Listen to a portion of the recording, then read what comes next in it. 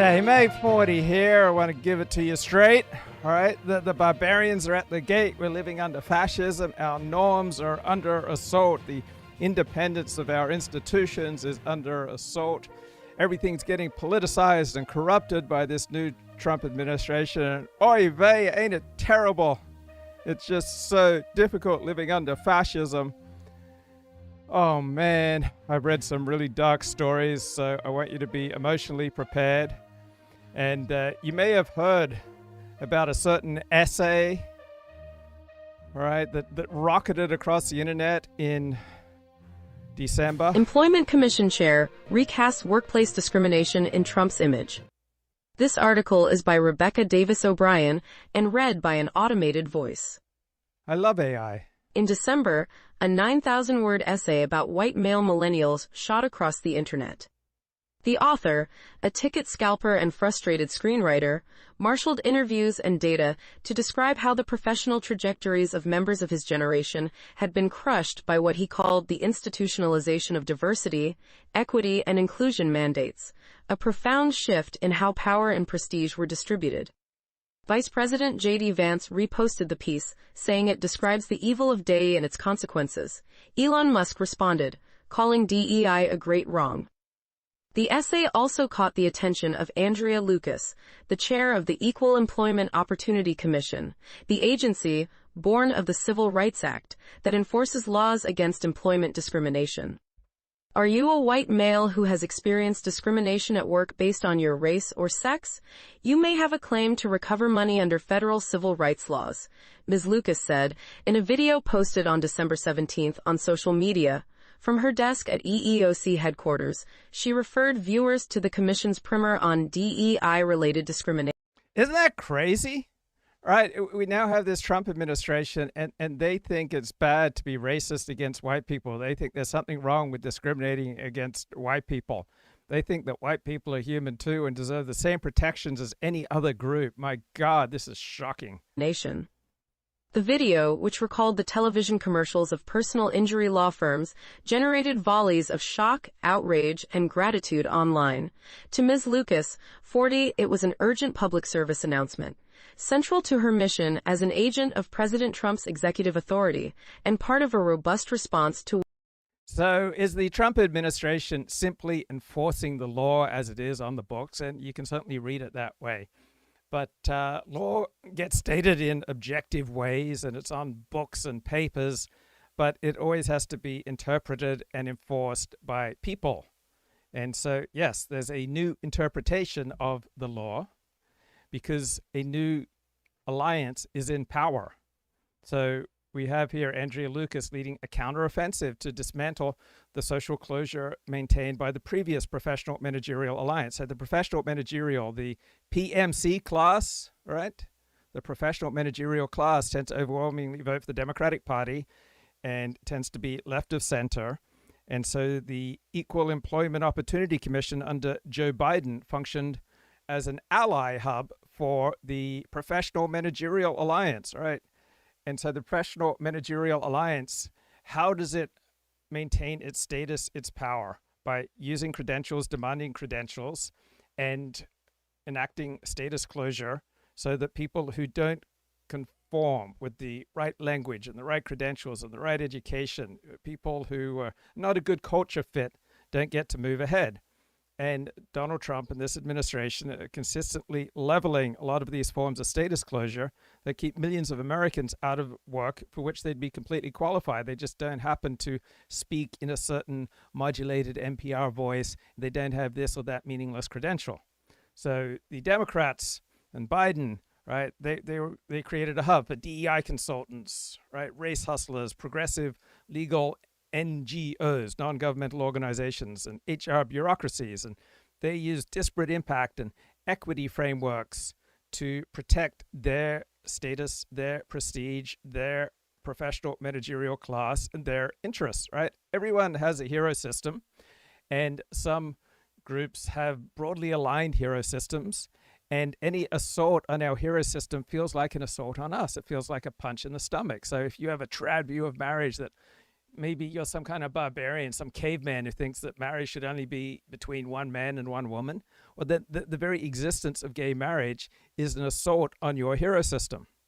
So now we have Trump using his authority to strip the Democratic Party-controlled professional managerial class alliance of its legal protection and its status and its privileges, and it's being replaced with a coalition centered on, oh my God, colorblind equal treatment under the law and the interests of the current ruling elite. So the reason that political fights become so nasty and so intense is because the fight is for the coercive power of government, which can hold you up at gunpoint and put you in prison if you don't do what it says.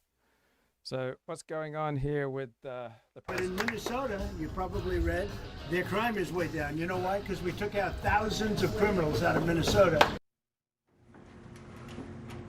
And of course, the main reason he's here in the Hawkeye State, the midterm elections. Today, remarks from President Trump serve as a de facto kickoff for the midterms. So why do that here in Iowa? A major reason, what was once a battleground state is now considered solid Trump country. Back in 2016, his victory margin in Iowa stood at 9.6%. By this past election, that had jumped to 13.3%. A big reason why? Voters here feel like they got what they voted for. One telling CNN, I think Trump has proved himself. There's that saying, Trump is always right. Trump's right about everything. That's kind of how I feel right now. None of this, of course, means that Trump can let his guard down, though, because in 20 of the past 22 midterm House elections since 1938, the president's party lost ground. That amounts to, on average, 31 House seats, 4 Senate seats. There have, of course, been exceptions to that pattern. In 1998, the House gained seats for the president's party when Republicans failed to remove Bill Clinton from office. And again, Okay, there's an assault on our norms, on our democracy. It's at stake, guys. We're under the rule of some fascist dictatorship.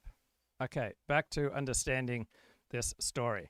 So now the EEOC is soliciting complaints from, oh my God, white people and straight people who've been discriminated against because they were straight. So we have a dramatic shift in this government agency's friend-enemy classification. So about the most natural thing in the world is to classify various groups and peoples by the basis of friend versus enemy.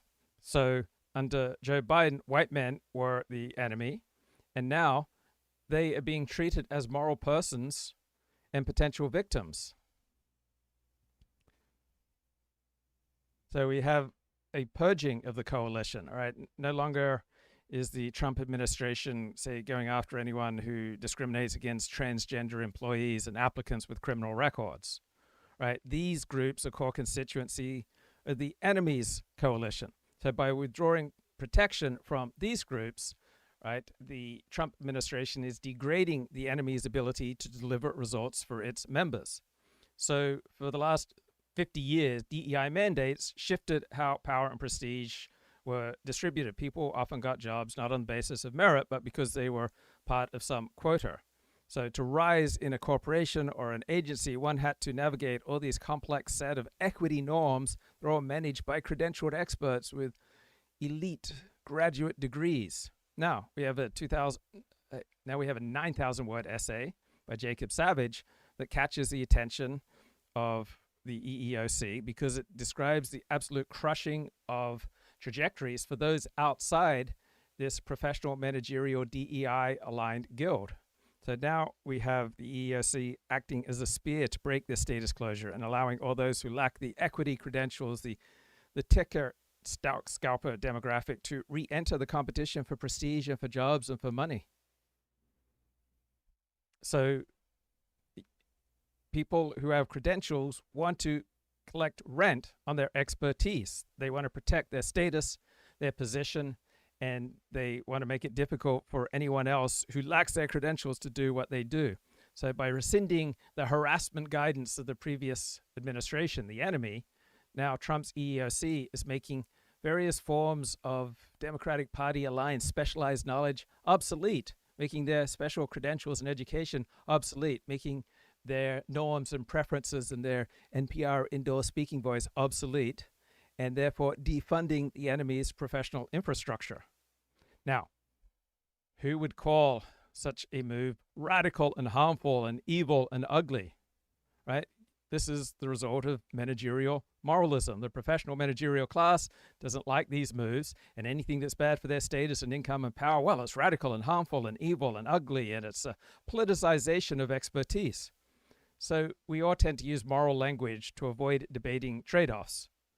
So with every government move, normally there are trade-offs, right? Some people benefit, other people lose. Now, if DEI is called evil, then it can be abolished without nuance. If Trump's actions here are radical and dangerous, then they can be resisted as illegitimate. So this extreme rhetoric ensures that the two groups remain separate and comprehensible and legible to their members.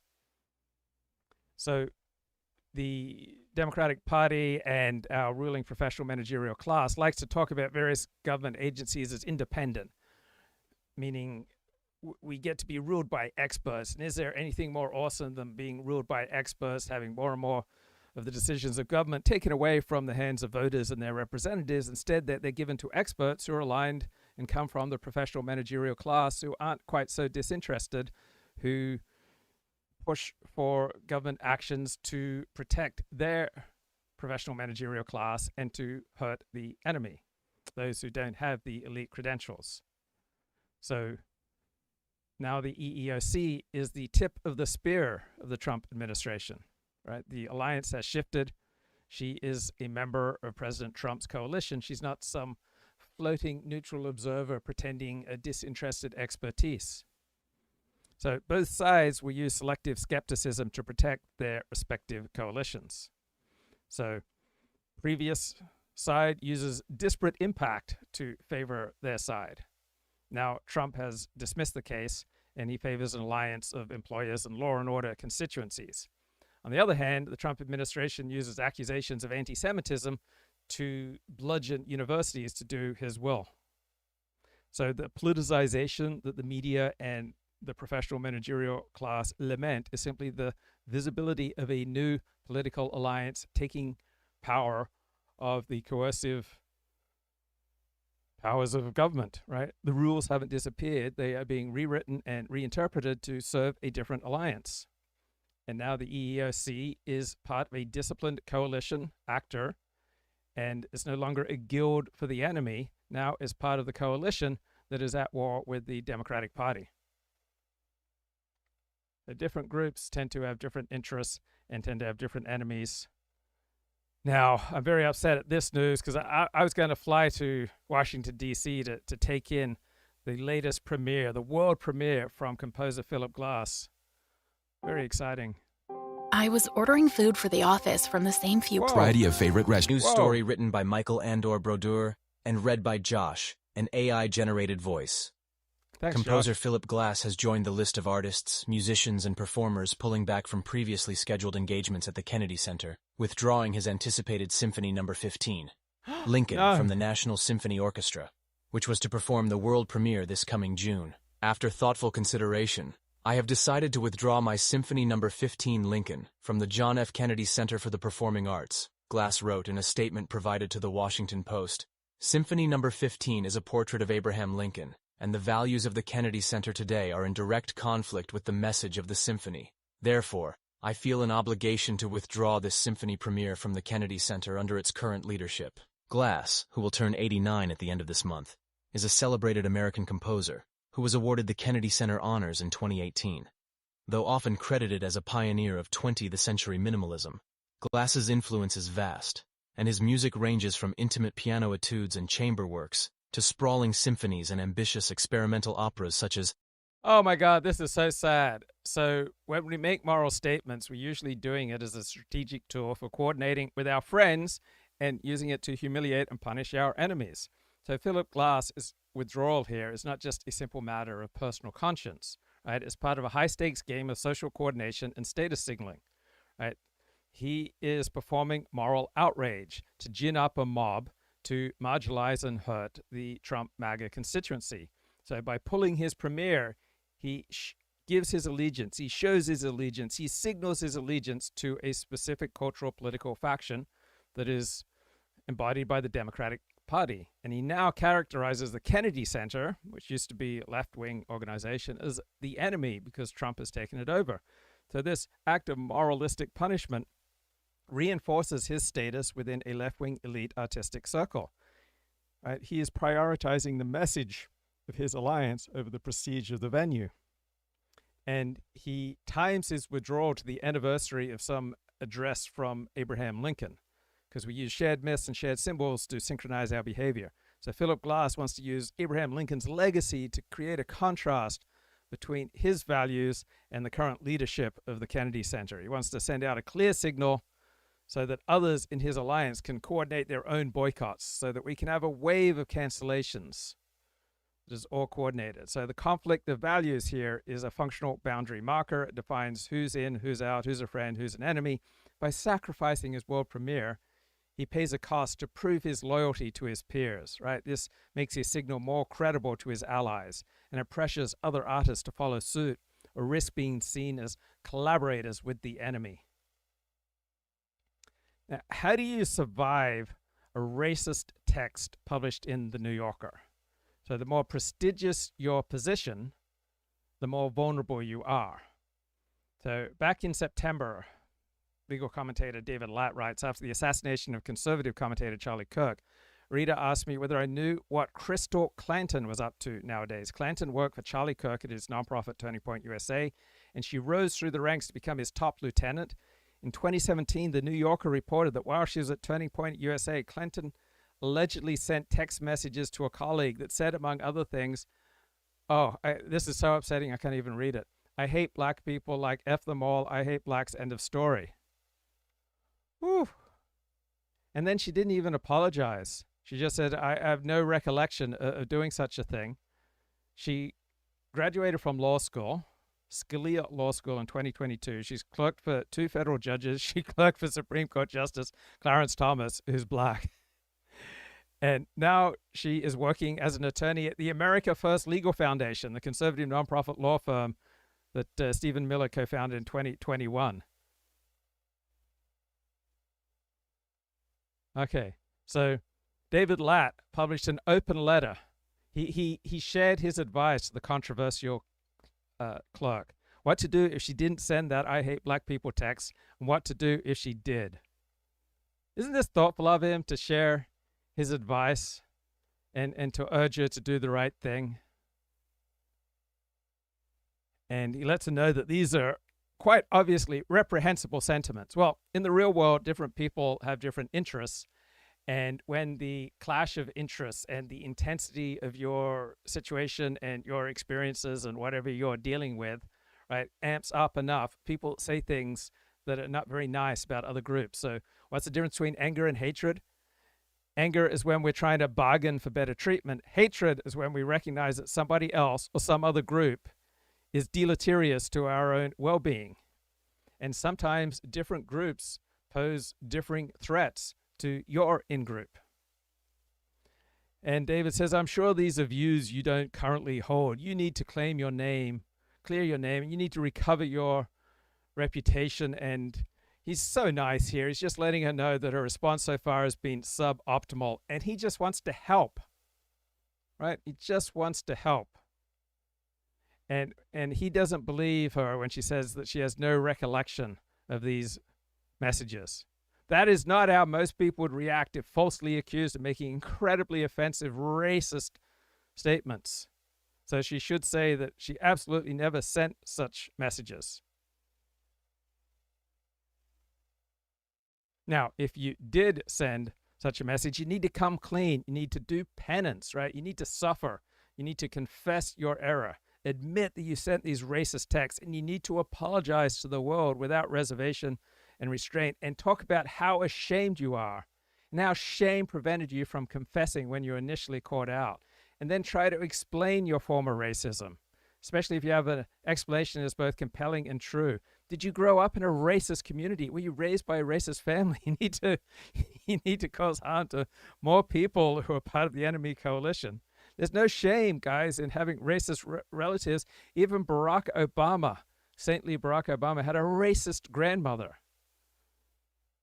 But now you recognize the wrongness of your former racism. You're deeply ashamed, and you are sorry beyond words, and you pledge to take action. You will do whatever you can, maybe in pro bono work, to fight the scourge of racism. And I can relate to your plight, because when I was in college, I was the resident conservative firebrand at the Harvard Crimson, and I wrote a number of offensive columns, including some making fun of gays and lesbians. Doesn't he realize that gays and lesbians are part of a protected group, that you're never allowed to mock or shame or criticize or just say anything that they don't like? Now, he's ashamed of these columns, and he's owning up to them. He believes that these writings are the product of my internalized homophobia as a kid who grew up in a conservative Catholic family and community. Right? I'm sorry. And I have tried to be a voice for LGBTQ rights, especially in trying to normalize gay parenting. Wasn't that thoughtful of him? Now, a leading libel lawyer, Libby Locke, didn't agree with his analysis. And so she points out if Clanton makes any statements about those who framed her, she's giving them a defamation lawsuit, which will then draw into discovery all those around her whom she loves, whom she respects, who have mentored her over the years. So all these different judges would have to sit for depositions, and there would be years of additional media attention. And it would just be awful. And even if she wins the lawsuit, will she be vindicated? Zero chance. Right? Because the news media has editorial discretion about what to cover. They get to decide what's newsworthy, and they will invoke any excuse for not saying anything positive about her. So just don't do it. Sometimes the best thing is to say, I have no memory of sending such texts. That doesn't sound like me. The new book on Tucker Carlson is out. The author is Jason Zengerle, and you're probably wondering, what do the good people at the Dispatch have to say? And here is Steve Hayes and John McCormick of the Dispatch interviewing the author, Jason Zengerle. Meta story about conservative media and what's happened to conservative media. And you offer lots of detailed reporting, in particular about what I found important about the Daily Caller and Breitbart and the sort of clickbait spiral to the bottom. But I want to ask you, just to start us off here, Tucker gives this speech at CPAC in 2009. For those of us who are Tuckerologists, we've known about the speech. We've read it several times.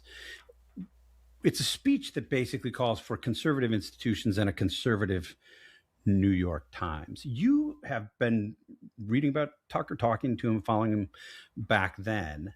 How was that speech received when he gave it, both in the room and then sort of more broadly? Yeah, I mean, in the room, it was not received well, which I think was his intention. I mean, I think it was kind of a Sister Souljah moment for him. I mean, he knew that he was going to be heckled and booed, and he wanted that. I mean, you don't go to CPAC and start saying we should model ourselves in the New York Times and think you're going to get a positive response. But his goal was, I think, to speak to an audience outside of the room, and being heckled and being booed was actually good for him because that gave him credibility in the eyes of the people he was trying to reach. And, and in that particular moment, I mean, this was 2009, so he's, less than a decade removed from his own magazine writing days, and he's had this kind of flame out in cable news at that point. He had gone to CNN, he was the youngest CNN anchor. One thing I find annoying about the news media is its lack of sophistication. Now, I may be from regional Australia, I didn't graduate from uni, right? I'm not a city slicker with book learning like yourself. I'm just a humble bloke, just got off the boat from Australia. But when the news media takes the things that people say literally and as representative of their soul, it just seems to me silly. If I told you, tonight I plan to put on women's clothing and hang around in bars, that isn't necessarily what I intend. It's just something that I'm saying in the spur of the moment. And so the idea that someone sends a private text and then that gives you a window into their soul, sometimes it does, but usually it doesn't, because we are always socially constructed. We're always influenced by our community and our friends and our family. And who we are always depends on the situation. So people are always signaling to their friends, to their strategic coalition, right? So here we have this sophisticated dance of signaling and status maintenance. So David Latt, he positions himself as a mediator within the elite legal tier. He wants to preserve his own alliances with both sides of conservative and liberal legal circles, right? And he wants to be the arbiter of elite norms, right? He wants Clanton to suffer more deeply and to perform deeper penance, all as a price of admission for her reintegration into polite legal society that he represents. So he's like John Podhoretz trying to be the arbiter of everything Jewish. So by calling for a deeper, more painful public confession, he wants to kind of broker a deal. He wants to be the power broker that allows Clanton to keep her high-status legal work, but simultaneously provide enough moral satisfaction to her enemies to maintain the overall prestige of the legal profession.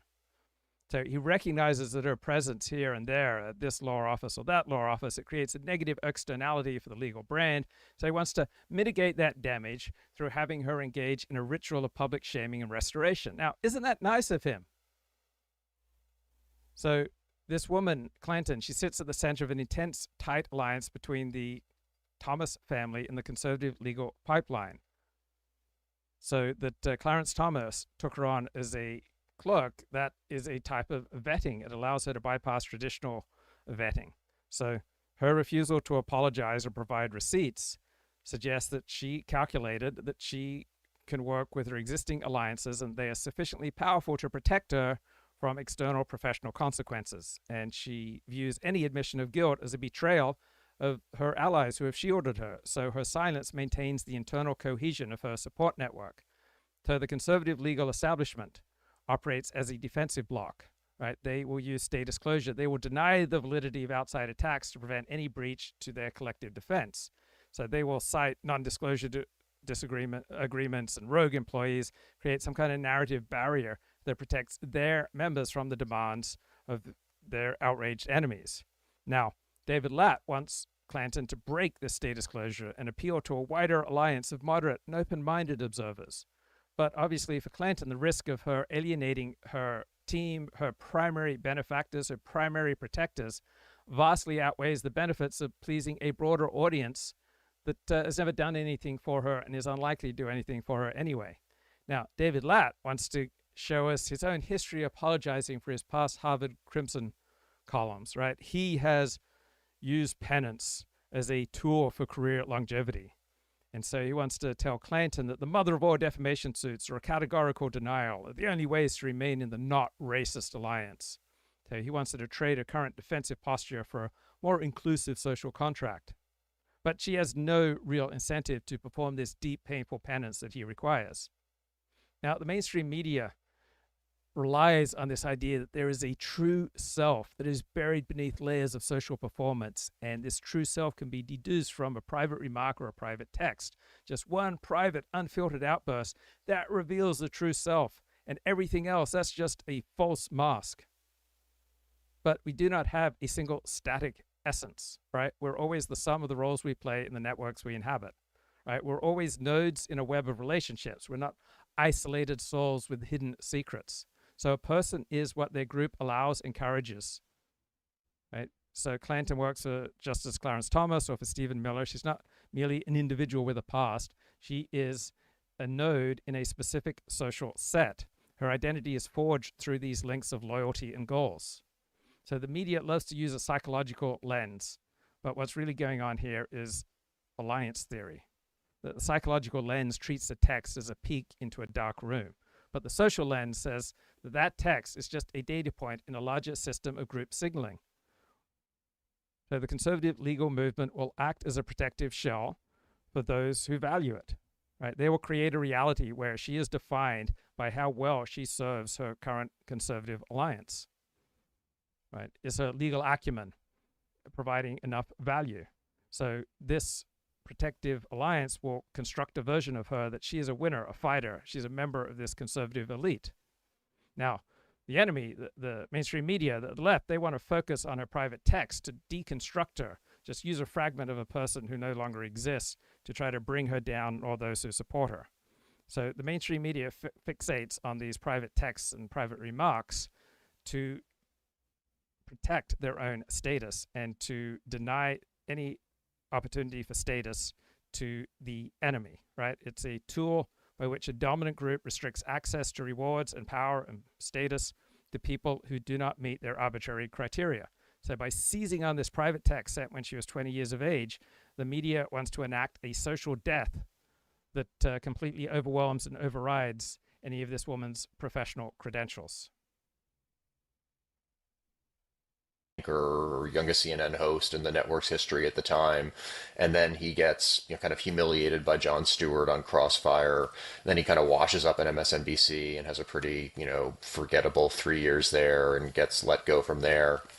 And Tucker was sort of this, I think, for people like us, kind of like this cautionary tale, like this guy who was a really excellent print journalist who got seduced by the siren song of television and was kind of, sort of destroyed by that in some ways. And now he was coming back to print. He was coming, or not even print, it was obviously going to be a website, but he was coming back to words and facts. And he was kind of like a prodigal son in some ways. People were really happy to see him coming back. And, you read kind of the clips at the time responding to that talk. And so Tucker Carlson stayed within the elite power structure at the Overton window until about 2012. Starting in 2012, he began embracing a Pat Buchanan attitude to trade and immigration.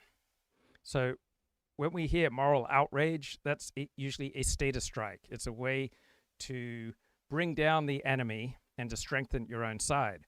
So the New Yorker will present this private text as a profound insight into this woman's soul, right? They are operating the status monkey's hidden agenda.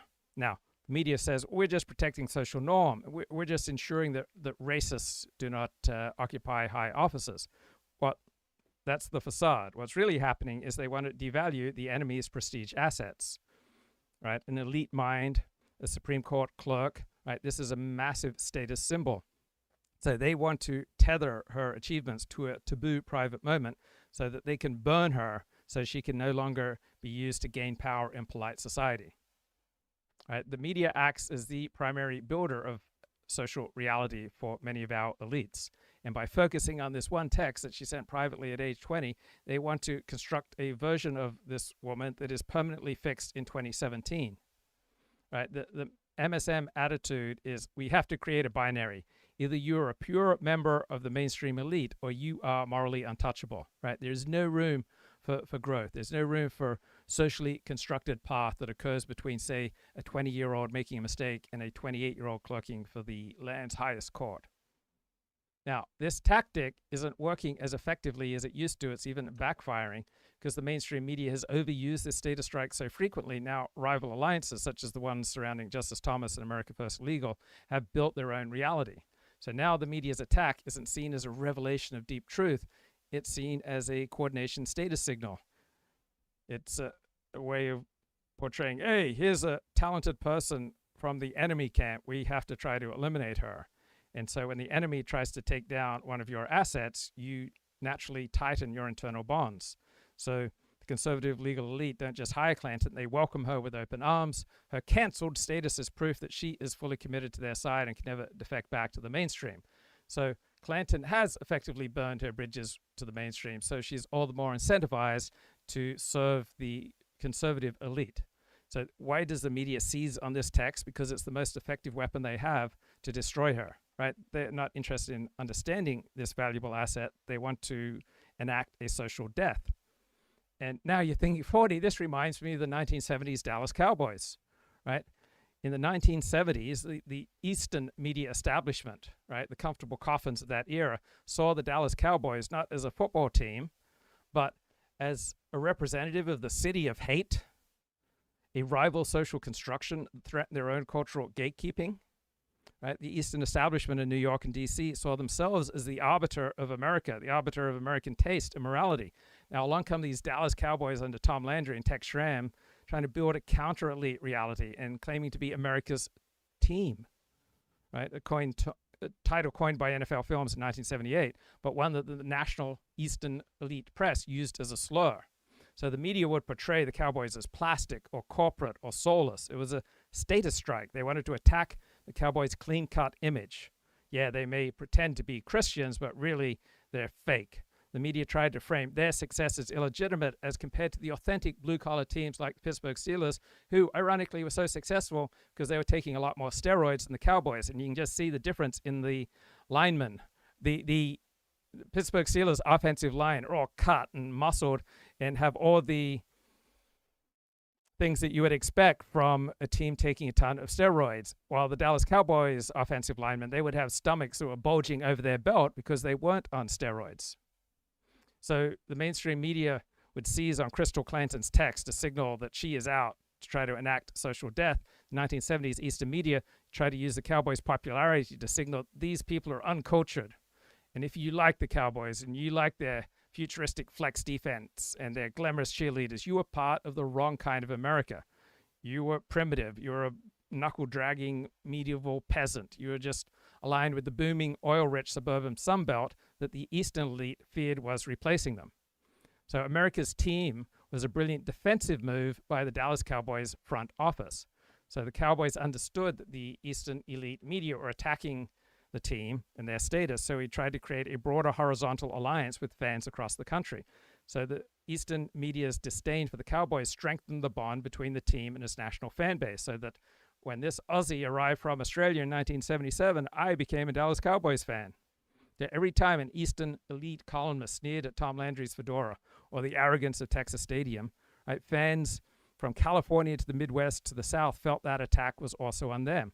So this creates a massive cross-regional alliance that bypasses the traditional media gatekeepers. So the media, like Dallas Cowboys, was socially constructed as heroes by their fans and as villains by the media.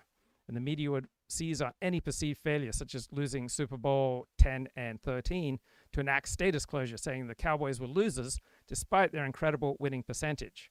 Now the media uses private text and private remarks, just as the 1970s media used arrogance and their plastic.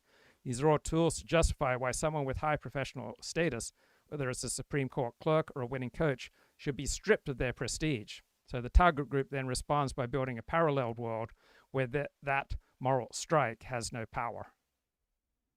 And here is a moral strike on Tucker Carlson, on MAGA, and on Populace. You know, like Ta-Nehisi Coates is like praising him in the Atlantic. I think there was a sense that, you know, he was going to try to do for conservative media what it really needed, kind of, you know, take it away from just kind of the, you know, the talking or the quick takes and kind of the incendiary stuff, and really, you know, center it on facts. And it could be, you know, it could be conservative facts, but or conservative leaning, but, you know, this idea that is going to be grounded in reality, and it was going to be trying to explain the world to its audience. And, you know, I think that that appealed to. We love our facts, don't we? Right? We love the mainstream media, the New York Times, because they're so devoted to facts. Right? That's one of the markers of an educated, genteel person. They love facts, unless the facts challenge their most precious narratives. All right? The possibility that different groups might have different gifts. Well, those facts, those are hate facts. Right? Hate facts are bad. A decent number of people within the small world that we live in. And it was, you know, it was a very successful speech. He was able to recruit staff from it. He was able to, you know, get investors. And he was able to build up a lot of buzz so that when the Daily Caller launched, you know. It's pretty shocking that sometimes people say things to get investors that they don't really mean. Wow. You know, a year later, people were excited about it, and the goodwill that existed towards him and towards the product, I think, was like pretty considerable. Yeah, and the gist of the speech was, you know, conservatives can't sort of dwell and live in a fantasy land. That facts matter, reporting matters, details matter. You know, you might not like it, the New York Times. I don't like the New York Times, but ultimately they spell the names correctly and they get the facts right. Yeah, if you're a media organization and you're not devoted to accuracy, then what are you doing, basically? Yeah, he predicted that. I mean, accuracy, as long as it is in support of the dominant power structure, right? They're all for accuracy. They're all for facts, as long as the facts align with that which is convenient. And this just reminds me, as it no doubt reminds you, of the Sarah Isgur story. And we all have our weak points.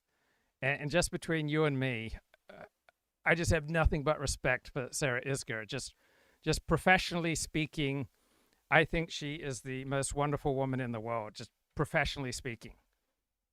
Right? Nothing but respect here for Sarah Isgur. Just very polite, just wonderful, wonderful woman. She's just funny.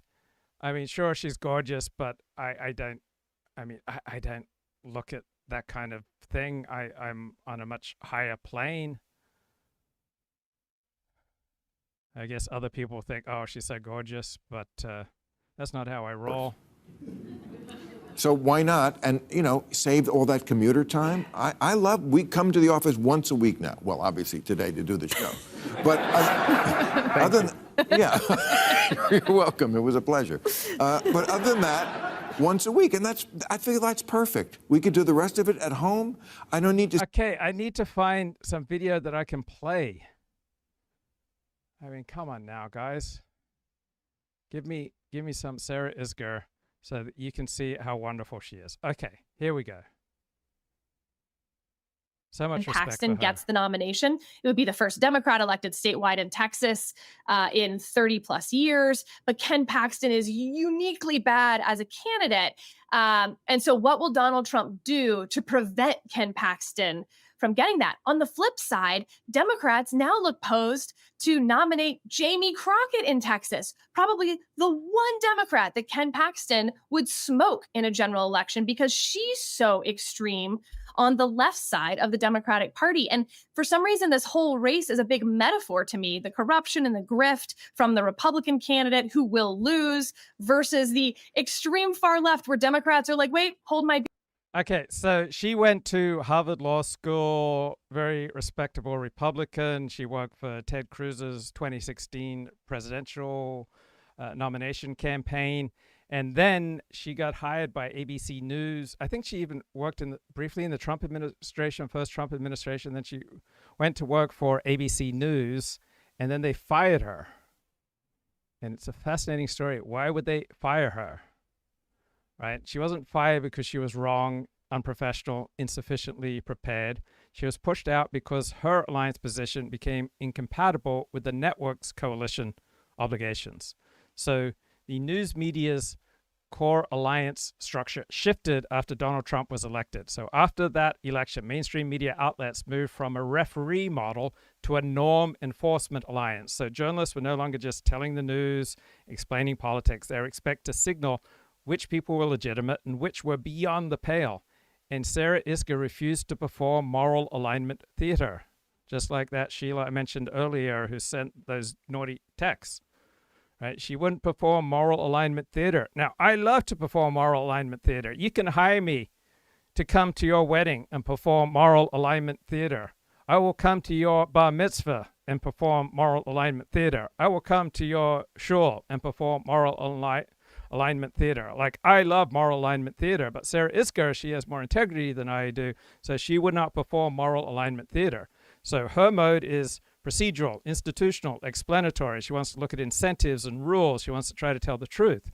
Now, if you are devoted to telling the truth, you become suspect once the coalition demands that your primary task is to express loyalty rather than analytic clarity. So Sarah Isgur would explain Trump without the ritual condemnation. And so her identity within the ABC News ecosystem became quite awkward. She had worked for the Department of Justice. She'd worked for Ted Cruz. She criticized Donald Trump, but she was still legible as from the other side. So in a high polarization environment, this created all sorts of trust problems inside ABC News. She threatened ABC News's internal alliance cohesion. People inside ABC had to ask answer a simple question from colleagues and activists. Why are we platforming someone who normalizes them? Right? Institutions will remove even the highest quality actors if they create intra-alliance friction. And Sarah Isgur refused to be disciplined into compliance. She wouldn't perform moral alignment theater. She wouldn't add moral qualifiers. She wouldn't signal through phrases and ritual language. Right? Not because she was defiant, but because it broke her analytic method. So people who cannot be easily and cheaply reshaped are more likely to be removed. So her value exceeded her safety. She was useful, but she was not safe. So for alliances, usually safety beats use, unless the use is irreplaceable. ABC had substitutes. So she got pushed out because the whole media ecosystem had changed. But they just love facts, we're told. No, Sarah Isgur didn't get her facts wrong. She wasn't unprofessional. She wasn't unprepared. Right? She got pushed out because the game had changed. Any media organizations whose primary objective was not accuracy, was not getting the story right, would fail. And I want to come back to that prediction because I think it resonates here some 15 years on. So he gives this speech, as you say, he launches the Daily Caller a year later. How long did he stick to the principles he laid out in that speech? Maybe a month. It was. I think he realized very quickly that that audience didn't exist.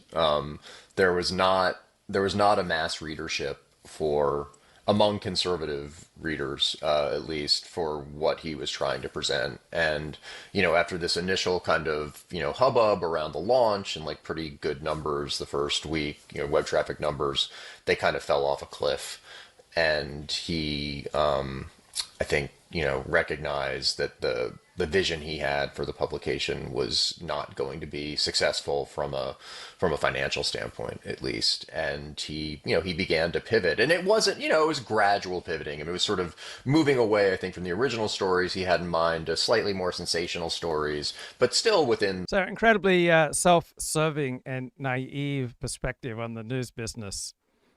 So after Trump's election, we had this dramatic shift. So up until Trump, the dominant professional standard for journalism was the referee model. Reporters saw themselves as neutral arbiters. They presented two sides to an argument. They let the audience decide which side held more merit. They prioritized objectivity and distance. They wanted to just describe what happened without tipping the scales. And the model assumes that both major political parties operate within a shared set of democratic norms and agreed upon facts. Then after 2016, newsrooms decided this old model has failed. We didn't protect the public from misinformation and threats to our norms, threats to our democratic institutions. So editors and journalists begin to see neutral reporting. Guys, that's just complicity with the fascists, right? We've got one side here who violates established norms. So our primary role is norm enforcement. So the press becomes a guardian of political boundaries. The moral police, a priesthood. It is now the news media's duty to label certain language and certain rhetoric as dangerous or false or causing harm. You don't simply quote it. You say that it contains a slur. So the news media developed this profound collective sense of moral outrage and collective sense of moral responsibility. And so journalists, if they want to stay employed, they had to constantly signal moral and political legitimacy, and any challenge to the legitimacy of our institutions, right, any negative sentiments about a particular protected group, then the press would no longer just report the comment as a mere data point in a debate. Instead, they would use their platform to mark that individual as outside the acceptable bounds of discourse. So this creates a more adversarial relationship between the media and Trump supporters in particular, and as a result, trust in the news media plunges. In the realm of, facts. I mean, they just became like a little bit more tabloidy. I think the big breakthrough in some ways was this story about the journalist email listserv, which it depends on explain how old your viewers are.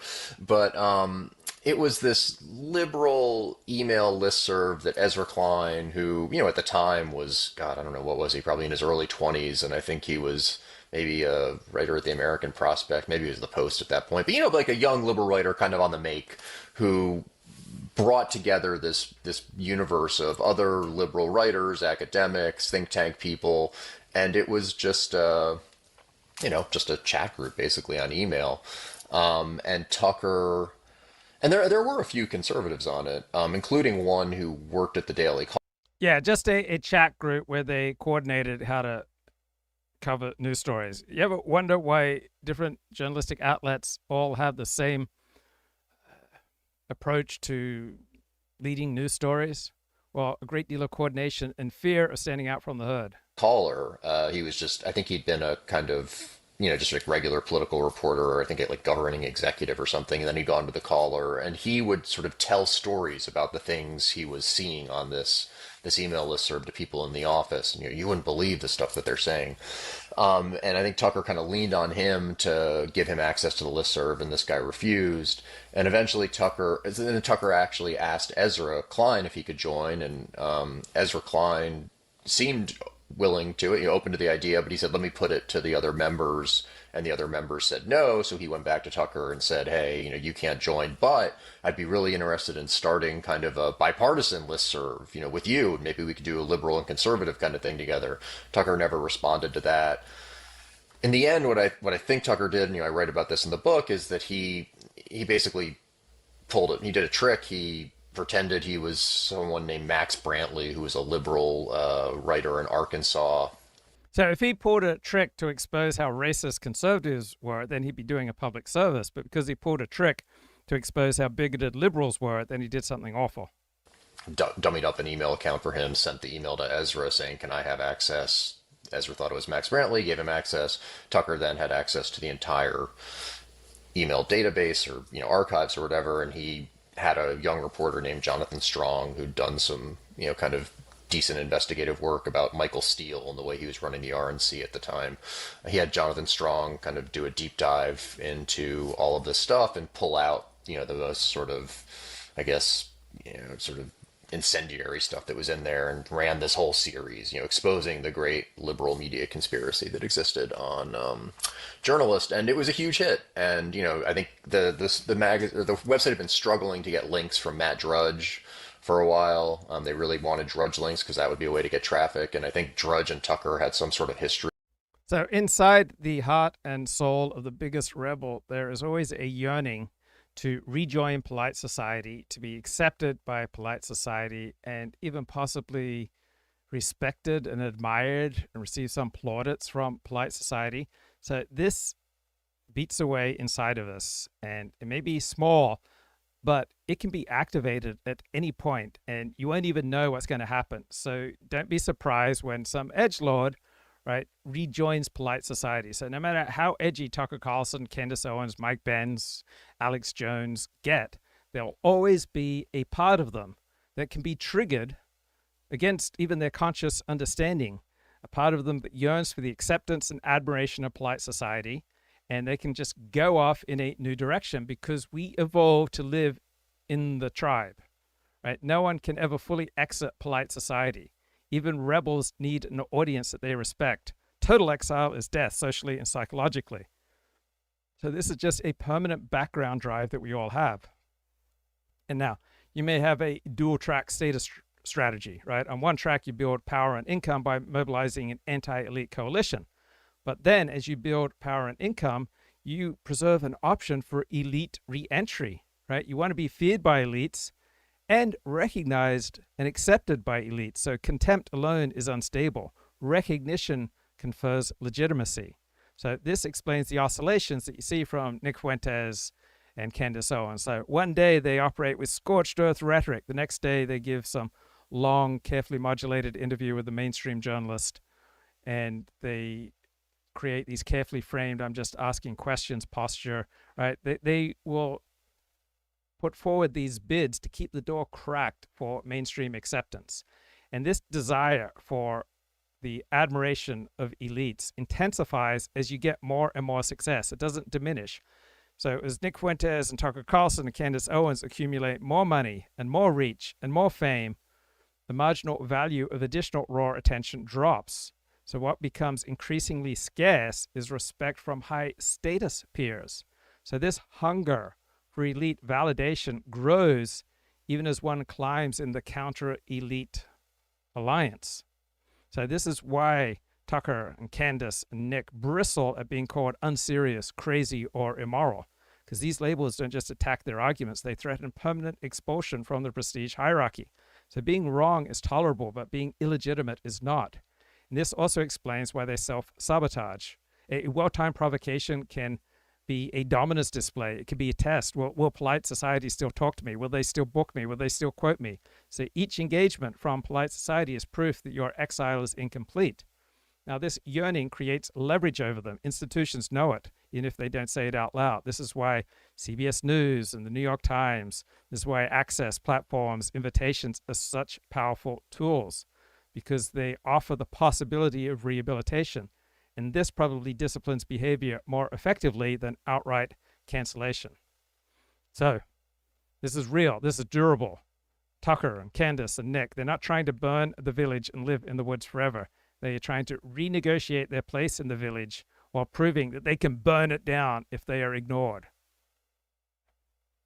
So they will forsake their most loyal, most devoted audience in exchange for the acceptance of the mainstream. Loyalty to an audience is conditional. The loyalty of an audience to a host is conditional. Audiences are coalitions. They're not families. So when a high status coalition signals possible acceptance, actors often defect upwards. The moment polite society offers a credible path back, the incentive structure changes overnight. So this trigger is usually some recognition. It's not persuasion. It's a serious interview. It's a respectful profile. It's an invite to a dinner party. It's a book deal with a prestige imprint. It's an invitation to an important conversation, right? These are all signals that exile is reversible. If that signal lands, right, then the internal calculus shifts fast, right? The most loyal audience is also the most disposable. Fringe audiences provide scale and money, but they do not provide legitimacy. When you have an opportunity to get legitimacy, fringe loyalty is not an asset, it's a liability. So when you see with just some rhetorical moderation, some moral reframing, some selective disavows, you too can rejoin polite society. It is very compelling. Now, this will feel like betrayal to followers, but structurally it is rational. The edgelord was never promising permanent solidarity. He was offering temporary coordination against a common enemy. Now, the enemy is offered a seat at the table, so the alliance dissolves. This is why followers are kept in a constant state of outrage. High emotional arousal reduces defection risk. The moment the outrage cools, followers sense the instability. They know intuitively that their leader is auditioning elsewhere. And the mainstream institutions understand this and they exploit this. They rarely demand full repentance. They demand a change in tone, in distance, in plausible deniability, right? If you just do enough, then we will meet you halfway. We will launder you back into respectability while preserving our institutional dominance. So this explains the sudden pivots that look insane from the outside. So one week there's some great conspiracy. The next week it's I've grown, I'm nuanced, I want to bring people together. These are not intellectual evolutions. These are alliance realignments. So the yearning is not just emotional, it's strategic. And when it activates, it can override years of audience cultivation in a matter of days and weeks. Where Drudge didn't like Tucker, but Drudge linked to this, and it crashed the website, and things kind of went from there. Yeah, and John, I want to bring you in here in just a second, but two quick follow-ups on that. First of all, I hope you're wrong that there's not a mass audience for for reported fact-based information that deals in reality. We've got a free subscriber list approaching 700,000 people, so I hope you're wrong. But I take your point. I mean, Tucker was just ahead of his time. I think he was ahead of his time. Yeah, what we saw him trying to do was create this, alternative to what he understood as the left-leaning mainstream media, and being honest about the worldview of the people he was hiring and the way that he was approaching it. And then I find fascinating the reporting that you provide about kind of what led to that. notice Marjorie Taylor Greene. She went on The View. She did all sorts of disavowals. She suddenly saw a path back to polite society, and she took it. The journalist story where it gets, he's been seeking these Drudge links for a long time, and we should tell people, who aren't in our world, a link on Drudge could mean the difference between your piece getting 5,000 readers and getting 1 million readers. I mean, it was just the thing that everybody wanted, and every publication, including mainstream publications, by the way, the New York Times and others, had strategies about how to get a Drudge link. And Drudge, as you report in the book, had sort of So we rarely belong just to one alliance and to one coalition. So people like Tucker Carlson and Candace Owens and Mike Benz, these are all nodes in shifting networks of power. They're not static ideologues, right? And they all yearn for elite acceptance. So their current insurgent counter-elite coalition provides their current sense of power and worth. But the legacy prestige hierarchy, right, just out of reach, that provides possible ultimate sense of worth. So people belong to different alliances. They have a primary alliance with the populist base, with mass reach and financial independence, but they also keep a secondary dormant alliance with the very institutions they critique. So Tucker is friendly with a ton of mainstream journalists and often gives them tips. So he keeps this secondary path, the secondary alliance open as an insurance policy. Right? If the populist wave breaks, he needs a path back to a world where he can dine in the right restaurants and have his books reviewed by the right critics. So often people on the edge, people on the margins, right, the distance, realize that they have hit a ceiling. That mass audience numbers, yes, they are a form of raw power, but they don't translate into any kind of institutional leverage that shapes policy or cultural norms. So once you maximize your gain from the fringe coalition, right, the marginal utility of adding more high school dropouts and more deplorables to your base vanishes. So the only way for them to increase their total status is to trade some or all of that mass market loyalty for just a sliver of high status recognition. So this is why the biggest edgelords, even the Nick Fuentes, they engage in strategic moderation. When Nick goes on Tucker Carlson or Patrick Bet-David, he sounds reasonable. He sounds like a conservative. So when people get signals from the mainstream that the gates might open to them, then these dissidents will signal back. They don't necessarily change their core message, but they may change the aesthetics of the delivery. Right? They may trade the digital camouflage of the internet for a suit and a serious expression. Think about Destiny, the difference between Destiny on Meet the Press and Destiny doing a live stream. Right? They might seek out hostile interviews with prestige outlets, not to win the argument, but to prove that they still belong in the same room as the interviewer. Now, their distant followers feel this as betrayal. They view this a violation of their relationship. They had this sacred bond of shared struggle against the elite. But the leader, the Tucker Carlson of the world, they view their audience as a resource to be used in a broader negotiation with the elite. So the audience is the army that Tucker brings to the bargaining table. And once the treaty is signed and he gets his seat, then the army becomes a nuisance that threatens his new standing.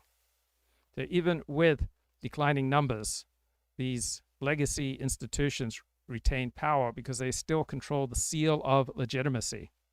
Right? The elite maintain their dominance not by outcompeting the dissidents in the marketplace of ideas, but being the only group capable of granting the acceptance that we all, even the biggest rebels, still at a biological level crave. Think about Katie McHugh. She's a textbook study of this path, right? She was an edgelord at Breitbart. She was a key node in an insurgent anti-elite alliance. She coordinated with high-level figures like Stephen Miller to funnel fringe ideas into the mainstream conservative bloodstream. She had rapid career advancement. She had social capital within the nationalist right. She had a platform that reached millions. But this fringe coalition was fragile, and she yearned for the seal of legitimacy that only the prestige hierarchy could provide. So when she gets fired from Breitbart in 2017 for anti-Muslim tweets, right, she got suddenly expelled from the prestige hierarchy on the right. Her life entered a tailspin. She lost her primary alliance. She felt in exile. So she leaks a cache of 900 emails to the Southern Poverty Law Center and gives out interviews to outlets like The Atlantic and CNN to practice a strategic realignment. She provides insider information that damages her former allies so that she can signal to the dominant prestige alliance that she's ready to defect. This is a bid for redemption. She's trading her remaining value to the nationalist right, the privacy of her correspondence, and her status as a fellow traveler for a chance at rehabilitation within polite society. And the institutional actors do not demand full intellectual evolution. They simply want distance and deniability. So Katie Mayhew renounced her past views. She positioned herself as a former extremist, so she gained access to a new status strategy. She became a consulting expert for the very institutions that had viewed her as a threat. So this drive for institutional recognition is more durable than a commitment to any specific ideology or audience. When the Fringe Alliance turns from an asset into a liability, the incentive to move toward the village center becomes overwhelming. Tucker out. He wasn't giving them to the Daily Caller, even though a lot of the stuff that Tucker was providing would have been, we would have called it drudge bait back in the day, the kind of thing that Drudge would link to, but he couldn't get it, and he sought it. And, as you say, Jason, he stuck to the sort of fact-based journalism, some investigative stuff early for that first month. Then the mix over time gradually changed from more fact-based, more reported stuff to the easy clicky stuff that we know can get views, from side boob slideshows to clickbaity headlines that people will.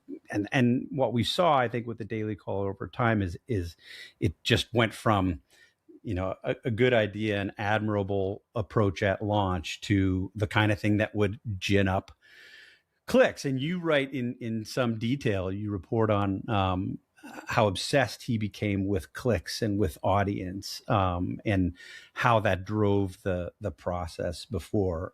John, I know you were interested in the sort of battle between the Daily Caller, where you were. So when Nick Fuentes goes on Tucker Carlson and Patrick Bet-David, it's a very different Nick Fuentes. So it's not that he's changed his belief, but he's changing his alliance posture. So in his own digital fiefdom, he uses high arousal transgressive rhetoric to bond with the Fringe Coalition through shared outrage and secret knowledge. In this environment, this streamer environment, this gamer place rewards the edgelord because he proves he's not beholden to the village rules. Now, Nick enters the village. When he enters the orbit of a figure with mainstream prestige, such as Tucker, he adopts the reasonable persona to test the limits of status closure. He's bidding for legitimacy. He appears polite and articulate. He signals to the elite that he's a serious person who can navigate their social codes. So this creates a cognitive dissonance for the institutions trying to exclude him. If he looks and sounds like a member of polite society, the label of illegitimate becomes harder to pin on him in the eyes of the broader public. So this oscillation is a form of prospecting. Nick uses the fringe audience to build a base of raw power. Then he uses that power as an entry fee to get in the room with higher status actors. Once he gets in the room with higher status actors, he switches to the polite track to see if he can secure a permanent seat. He knows his fringe audience will forgive the moderation as tactical, while the mainstream might be lured by the novelty of a nuanced version of a forbidden figure. Now, there are dangers to this, right? This polite version can alienate the base. If the followers sense he is auditioning for a role in the village, that he promised to burn the alliance phrase. But for the leader, the siren song of elite recognition is usually too strong to resist. So he plays a high-stakes game of trying to be the most dangerous man in America to his followers, and an interesting young intellectual to the people who control the green rooms and the book deals. Were, I think, at one point offered a job, and Breitbart, and what those kind of self-reinforcing tendencies did to one another and to the sort of ecosystem in general. Yeah, well, Jason, I was just talking to Steve before the call, and I said to him, I lived through all this, but, reading Jason, putting it all in one place, I'm like, wow, he really tells the story so well, just the conservative media transformation through the lens of the Daily Caller. As Steve mentioned, I think Tucker offered me a job 2 or 3 times. The last time was in 2011, took me out to the Palm for lunch. And but reading your book, the whole thing is worth reading. Great reporting, very well done. I remember one man was trying to impress a woman by telling her that he tried to hire me several times. This was back when I was more famous. status games we play. But seeing the section on the daily college transformation from being this fact-based, that being the vision to what it became very quickly in the course of 3 years was fascinating. And so particularly, could you talk a little bit about how the rise of Breitbart under Steve Bannon in 2012 really just made the collar go off in an even more radical direction? Yeah, I mean, I think initially Tucker was sort of taking the collar in a more tabloidy direction. And he had said, if I can just jump in, Jason, on that point specifically, in the CPAC speech that we discussed, the New York Times was sort of the model. And by 2012, he was giving interviews to a profiler at Washingtonian magazine, pointing to the Daily Mail and to the New York Post as his new model. So within the space of 2 years of the launch, he had taken an entirely different approach to what he thought he was doing. Yeah, I think that's exactly right. And then Breitbart makes him pivot even again. And I think, his read on Breitbart, like he and Andrew Breitbart were friends, and, collaborators to a certain degree. I think they got along. Hey, did I tell you that Andrew Breitbart and I were friends? So this conversation is correct at the surface level, but it is not very sophisticated, right? So the real trade-off that Tucker Carlson made was not accuracy versus clicks. It was alliance stability versus alliance expansion. So Tucker Carlson's 2009 CPAC speech reflected elite conservative norms. Those norms were designed to keep conservatives respectable inside the existing elite power structure. When that alliance stopped delivering status, access, protection, power, money, and a living to Tucker Carlson, he rationally abandoned it. So this idea that for Tucker there is no line, that's not nihilism. It is alliance realignment. Lines are enforced by institutions that can punish defectors. So once Tucker Carlson saw that conservative institutions could not protect him, could not reward him, his incentive to respect their lines vanished. So the goal for Tucker was not clicks. The goal was audience capture. Tucker learned that mass loyalty from a stigmatized audience is more durable than approval from elite peers. Elite peers do not, Tucker's new audience doesn't reward accuracy. What it rewards is perceived loyalty, perceived violation of the elite's norms, and a willingness to attack the enemy.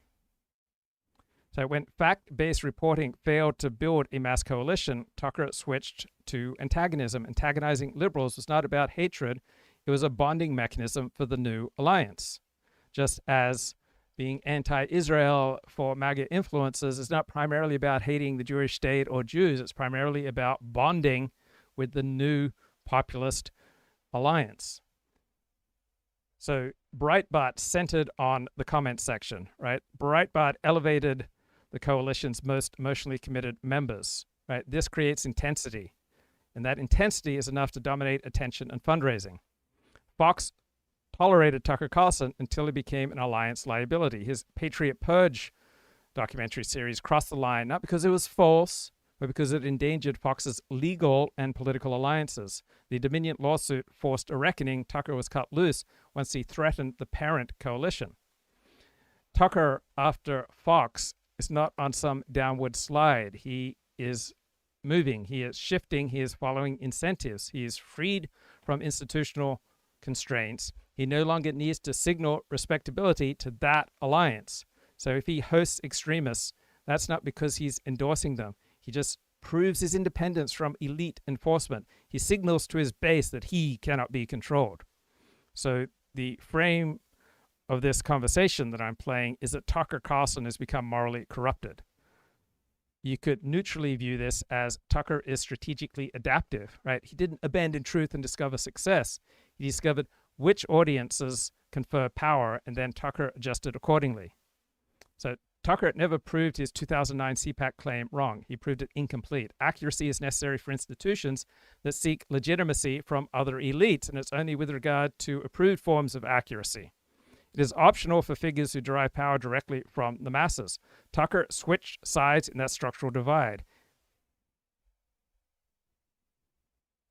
So I find it annoying when the media want to moralize so much of life. And I think there was almost like a division of labor between the the Breitbart sites that existed when Andrew Breitbart was alive, and the Caller. I think the Caller, Breitbart was kind of like this P.T. Barnum figure, this impresario. The Breitbart sites didn't really do like reporting per se. They were just kind of, Breitbart was just sort of at the center of everything. He was doing these media stunts. I mean, to the extent they did reporting, it would, be like finding DM, dick pics that Andrew Weiner sent people, or Anthony Weiner sent people. Like that was kind of the reporting they would do.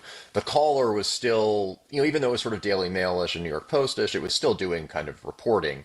So Breitbart wasn't really a threat in any way to them. But after Andrew Breitbart passes away, Steve Bannon takes over the Breitbart network, and he has a different view of how it should run, and he wants it to be, he actually does want to do reporting. He just wants it to be through this kind of white nationalist or populist lens. And Tucker and Steve Bannon do not get along. So I need to notify you about a major source of harm that is out there, right? So you need to be prepared for this. Your children Amelia might be is an susceptible. AI purple-haired goth girl originally created for an anti-extremism computer game generated by the Home Office, but now an increasingly outspoken, anti-Muslim, flag-waving so-called English patriot. She has become very popular, and here she is in action. I'm Amelia, I'm English, and I love England. I like having fish and chips and a pint at the local pub. I like pork, sausage, and dogs, and fashion. This character has essentially been taken over, and it's staggering that how quickly this has proliferated across the internet.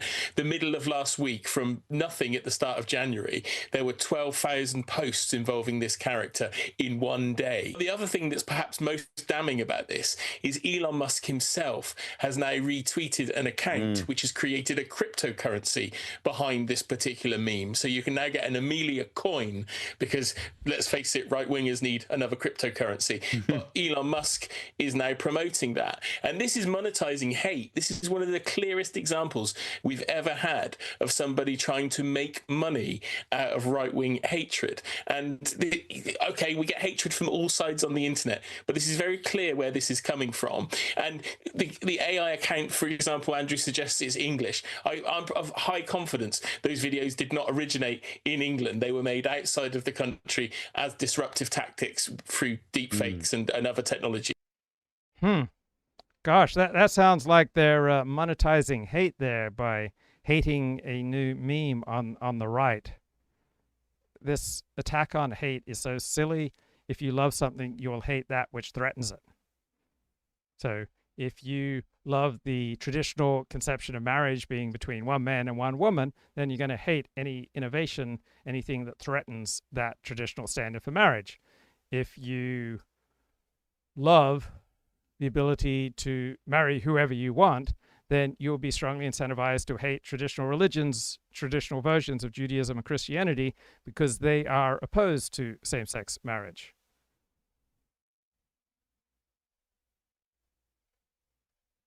I think Tucker had, talking to people for this book, Tucker just didn't really like Bannon, had a lot of just questions about him, suspicions about him, didn't really trust him.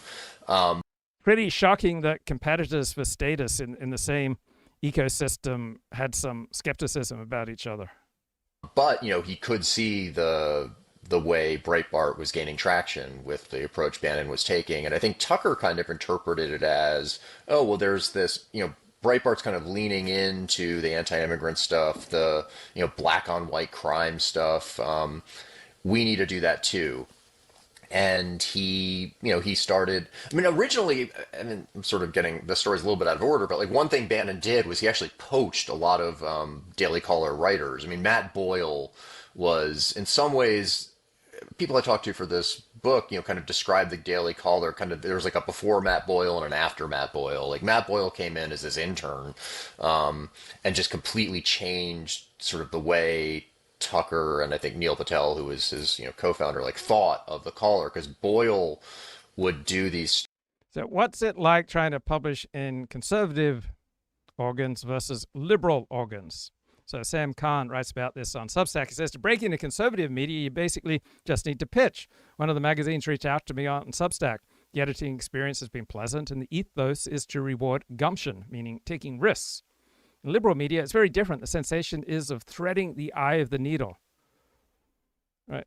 You have to do everything right. You have to go to the right schools, then connect to the right residencies and grants and fellowships. So anytime I see a novel published within the liberal mainstream, the author's resume looks like a bureaucrat's. And the acknowledgement section tends to be long, reverential, respectful, and is often the most interesting part of the whole book. So why is this? The liberal left is the ruling coalition of our country. They run virtually all of our institutions. So if you are in power, your primary task is not discovering talent, but reproducing legitimacy. Hiring and publishing are alliance acts. So credentials, applications, fellowships, identitarian markers are all loyalty signals. They tell the institution who you're aligned with, who vouches for you, and whether you will defend the coalition when it is threatened. So content quality is secondary. That's why you have a bureaucratic resume and reverential acknowledgments. These are not vanity. These are public alliance maps. They show who invested in you and who you're expected to protect in return. And publishing anyone outside of these networks risks importing an unvetted actor who might defect under pressure. So dominant coalitions must display openness while practicing closure. So openness, in theory, exists to preserve moral legitimacy, not to actually be open or to select any outsiders. So real selection happens upstream through trusted networks. This is why unsolicited submissions never succeed. You have an anointing going on. You elevate people early. You create lifelong allegiances. So much cheaper and easier to secure loyalty at the start than to try to manage it later. So institutions pick young writers and fast-track them. They're easier to bind. Now, right-wing media behaves differently because it is not in power. It is not part of any kind of settled ruling coalition. It's an insurgent ecosystem. Its main problem is not defection, but visibility. So it rewards initiative, speed, and a willingness to publish. Pitching works because the alliance cost of taking a chance is low. There's very little reputation to protect and no bureaucratic consensus to enforce. So heterodox and left-leaning publishers can publish in right-wing publications easily. The right alliance is porous. It is open because it desperately needs talent and attention and human capital more than purity. Liberal institutions are brittle because they are defending power. Liberal institutions emerge alongside the administrative state. Their job has always been to stabilize the liberal elite consensus. That is frozen into guild behavior. So there is stagnation. Liberal outlets are on the defensive. They are defending not just ideas, but authority and power and status. So any kind of stylistic or ideological deviation risks signaling weakness to the enemy. That's why change is slow and internal dissent is treated as betrayal. Right-of-center media is younger and freer. Insurgent coalitions tolerate experimentation. They have less to lose. They have more to gain. Youth and originality are alliance advantages when you are not the establishment. So liberalism will not regain cultural ground through better arguments. It will need new institutions with new alliance structures that incentivize accepting risk, breaking guild closure, tolerating internal disagreement. Existing institutions cannot do this because it threatens the very alliances that keep them alive. Stories where, he was very big on the Fast and the Furious gun scandal, and he would call every Democratic congressman and say, do you think Eric Holder should resign? And if they didn't respond, which most Democratic congressional offices aren't going to, he would sort of say, I'm going to say you support him staying in the job or whatever. And he would kind of gin up these stories. Bannon eventually poached Boyle, poached some other writers. So I think Tucker kind of viewed Breitbart as a competitor, and then he was seeing it go so far. So the elite media, they never gin up stories. So the New York Times every day for a month ran a front page story on how awful it was that the country club that hosts the Masters golf tournament was for men only. But they didn't gin up anything. They were just authentically following facts and truth. But those bloody populist rebels, right-wingers, conservatives, knuckle-draggers, primitives still clinging to their guns and religion, always ginning up stuff. The right, so he tried to hire people that he thought could get to Breitbart's right, and that led him down this road where he hired, a number of people who had, ties to kind of white supremacist movements, and it really just changed the tenor of the publication. Tucker says in your book, you quote him as saying, "I had no idea about their writing under these pseudonyms." Being openly, secretly white supremacist. To what extent do you think Tucker actually did know that these people had that level of? So I just explained why insurgent publications are going to be much more open, and therefore they will be surprised that sometimes they've hired someone who's a little more edgy than they expected. Stream ties. I mean, no one I talked to could say for certain that he did, that he had never told anyone that he did. It does seem that a lot of other people who were in the office at the time were not necessarily surprised when these writings were discovered. Just the way these people carried themselves. I mean, one guy like referred The way they carried themselves. I mean, there are some obvious signals that these are Nazis. To his cubicle as the eagle's nest. I mean, like little jokes like that, which kind of gave things away. Tucker. This is like someone saying, "Oh, he's a Jew," and he was giving away his hidden Jewishness by sending these cryptic signals. Was busy. I mean, he was, running a whole publication. You don't necessarily expect him to know maybe as much about some of these people as the person who was sitting next to them in the cubicle next to them. But I couldn't find anyone who said that Tucker told me he knew this. So I don't want to speculate. I want to get back to that because if he sought distance from those kinds of characters in the Daily Caller days, he is no longer seeking that distance. Certainly, So when he wants conservative elite respectability, he's going to want to distance himself from these characters. When he's not chasing after that kind of respectability, he's going to signal to his mass that he will not be coward, that he'll talk to anyone. So shortly after Charlie Kirk's murder, I started hearing that very day all these conspiracy theories that Israel was behind it. And this never made any sense to me because there are absolutely no incentives for Israel to hurt Charlie Kirk, or the incentives of the pro-Israel crowd lay in the direction of nurturing the Charlie Kirk relationship. Now, Candace Owens has released some texts that she got from Charlie, I think 2 days before he was assassinated. So Charlie wrote, "Just lost another huge Jewish donor, $2 million a year, because we won't cancel Tucker. I'm thinking of inviting Candace." So he's not texting here with Candace. He must be texting here with someone else in his organization. Then Charlie Kirk says, "Jewish donors play into all the stereotypes. I cannot and will not be bullied like this, leaving me no choice but to leave the pro-Israel cause." So Charlie Kirk sat at a junction of three alliances that are increasingly misaligned. There is the pro-Israel donor network, the post-2016 populist right network, and the influencer economy that rewards transgression and grievance. So yes, of course, there's going to be friction at this junction. Pro-Israel donors operate as a disciplined alliance. Support is conditional. Loyalty is enforced through funding. Money is how norms are policed. So Kirk experiences this not as abstract accountability, but as personal coercion. So his texts reflect alliance fatigue, not conversion. He's reacting to enforcement of norms, not renouncing the alliance. Now, the audience. Kirk's base increasingly overlaps with people like Tucker Carlson. So this audience is skeptical of foreign entanglements. It is allergic to donor pressure. And so leaders who want to keep such an audience must signal their autonomy from elite funders. If you just complain about donors, you are performing independence. You are showing a loyalty signal to the populist alliance more than hostility to Israel. So Charlie Kirk tried to straddle both. He remained substantively pro-Israel, while rhetorically he resisted the donor discipline. This is an unstable equilibrium, right? Mixed signals are only tolerated briefly. Eventually, each side demands clarity. Enter Candace Owens. So she's a free rider and an alliance raider. She does not have any institutions. She wants to exploit moments of alliance breakdown to harvest new followers. Leaking these texts was not about promoting the truth. It's about reassigning Charlie Kirk's symbolic capital to her coalition. Martyrs are high-value assets. So Candace Owens moved fast because in alliance politics, timing is everything. So Charlie Kirk's record shows durable pro-Israel alignment. But he was trying to manage a very complicated and conflicted alliance. He's trying to run a mass youth movement funded by elite donors while serving an audience radicalized against elites.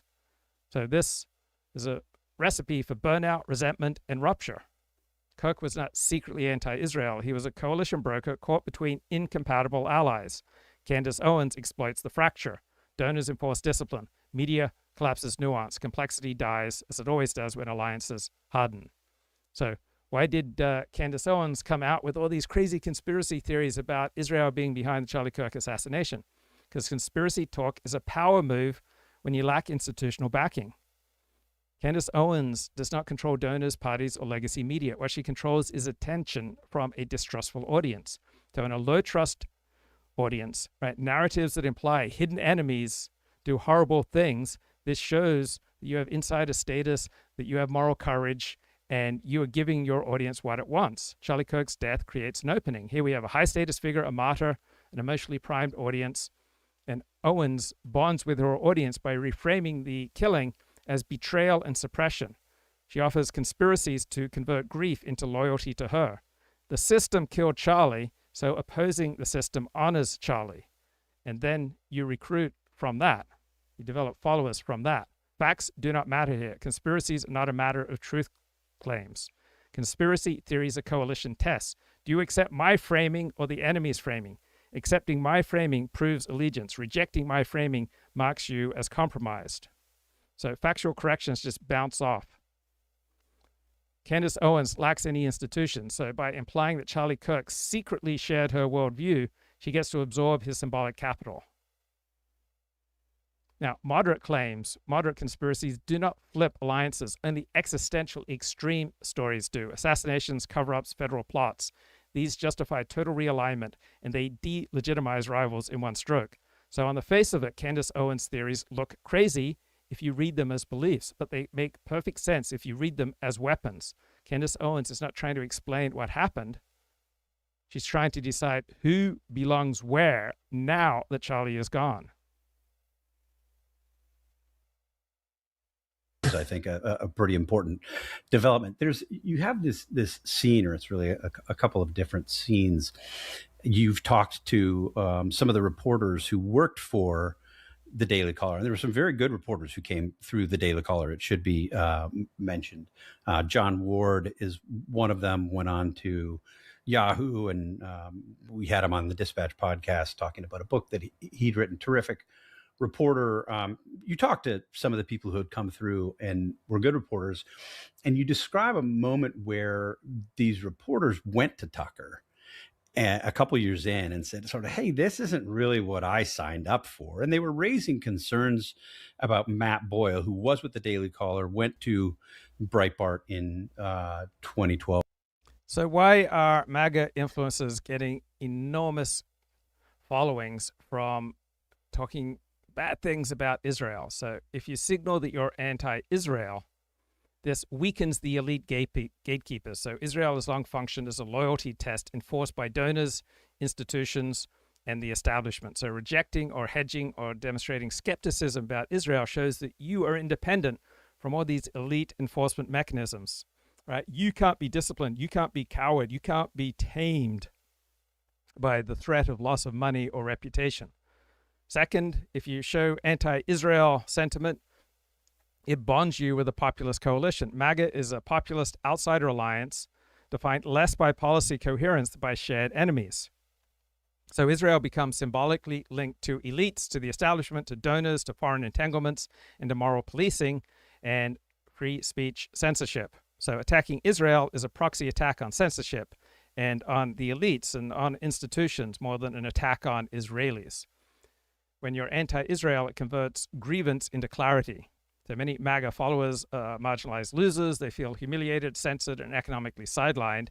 Your anti-Israel rhetoric then reframes these feelings of loss and failure and humiliation. Well, you may be losing at life, but at least you see through the bullshit, right? You are righteous, right? You are rebelling against this manipulative and hypocritical power structure, right? This is why you have lost status. And there's an audience overlap. Anti-Israel content bridges MAGA with dissident leftists, conspiracy subcultures, and anti-institution libertarians. So you get to tap into a broader anti-establishment ecosystem without needing any ideological consistency. Fifth, it lowers reputation costs inside of MAGA. So within elite conservatism, anti-Israel views are disqualifying, but within MAGA, they are tolerated or sometimes even rewarded, long as the speaker maintains hostility towards liberals, globalists, and the legacy media.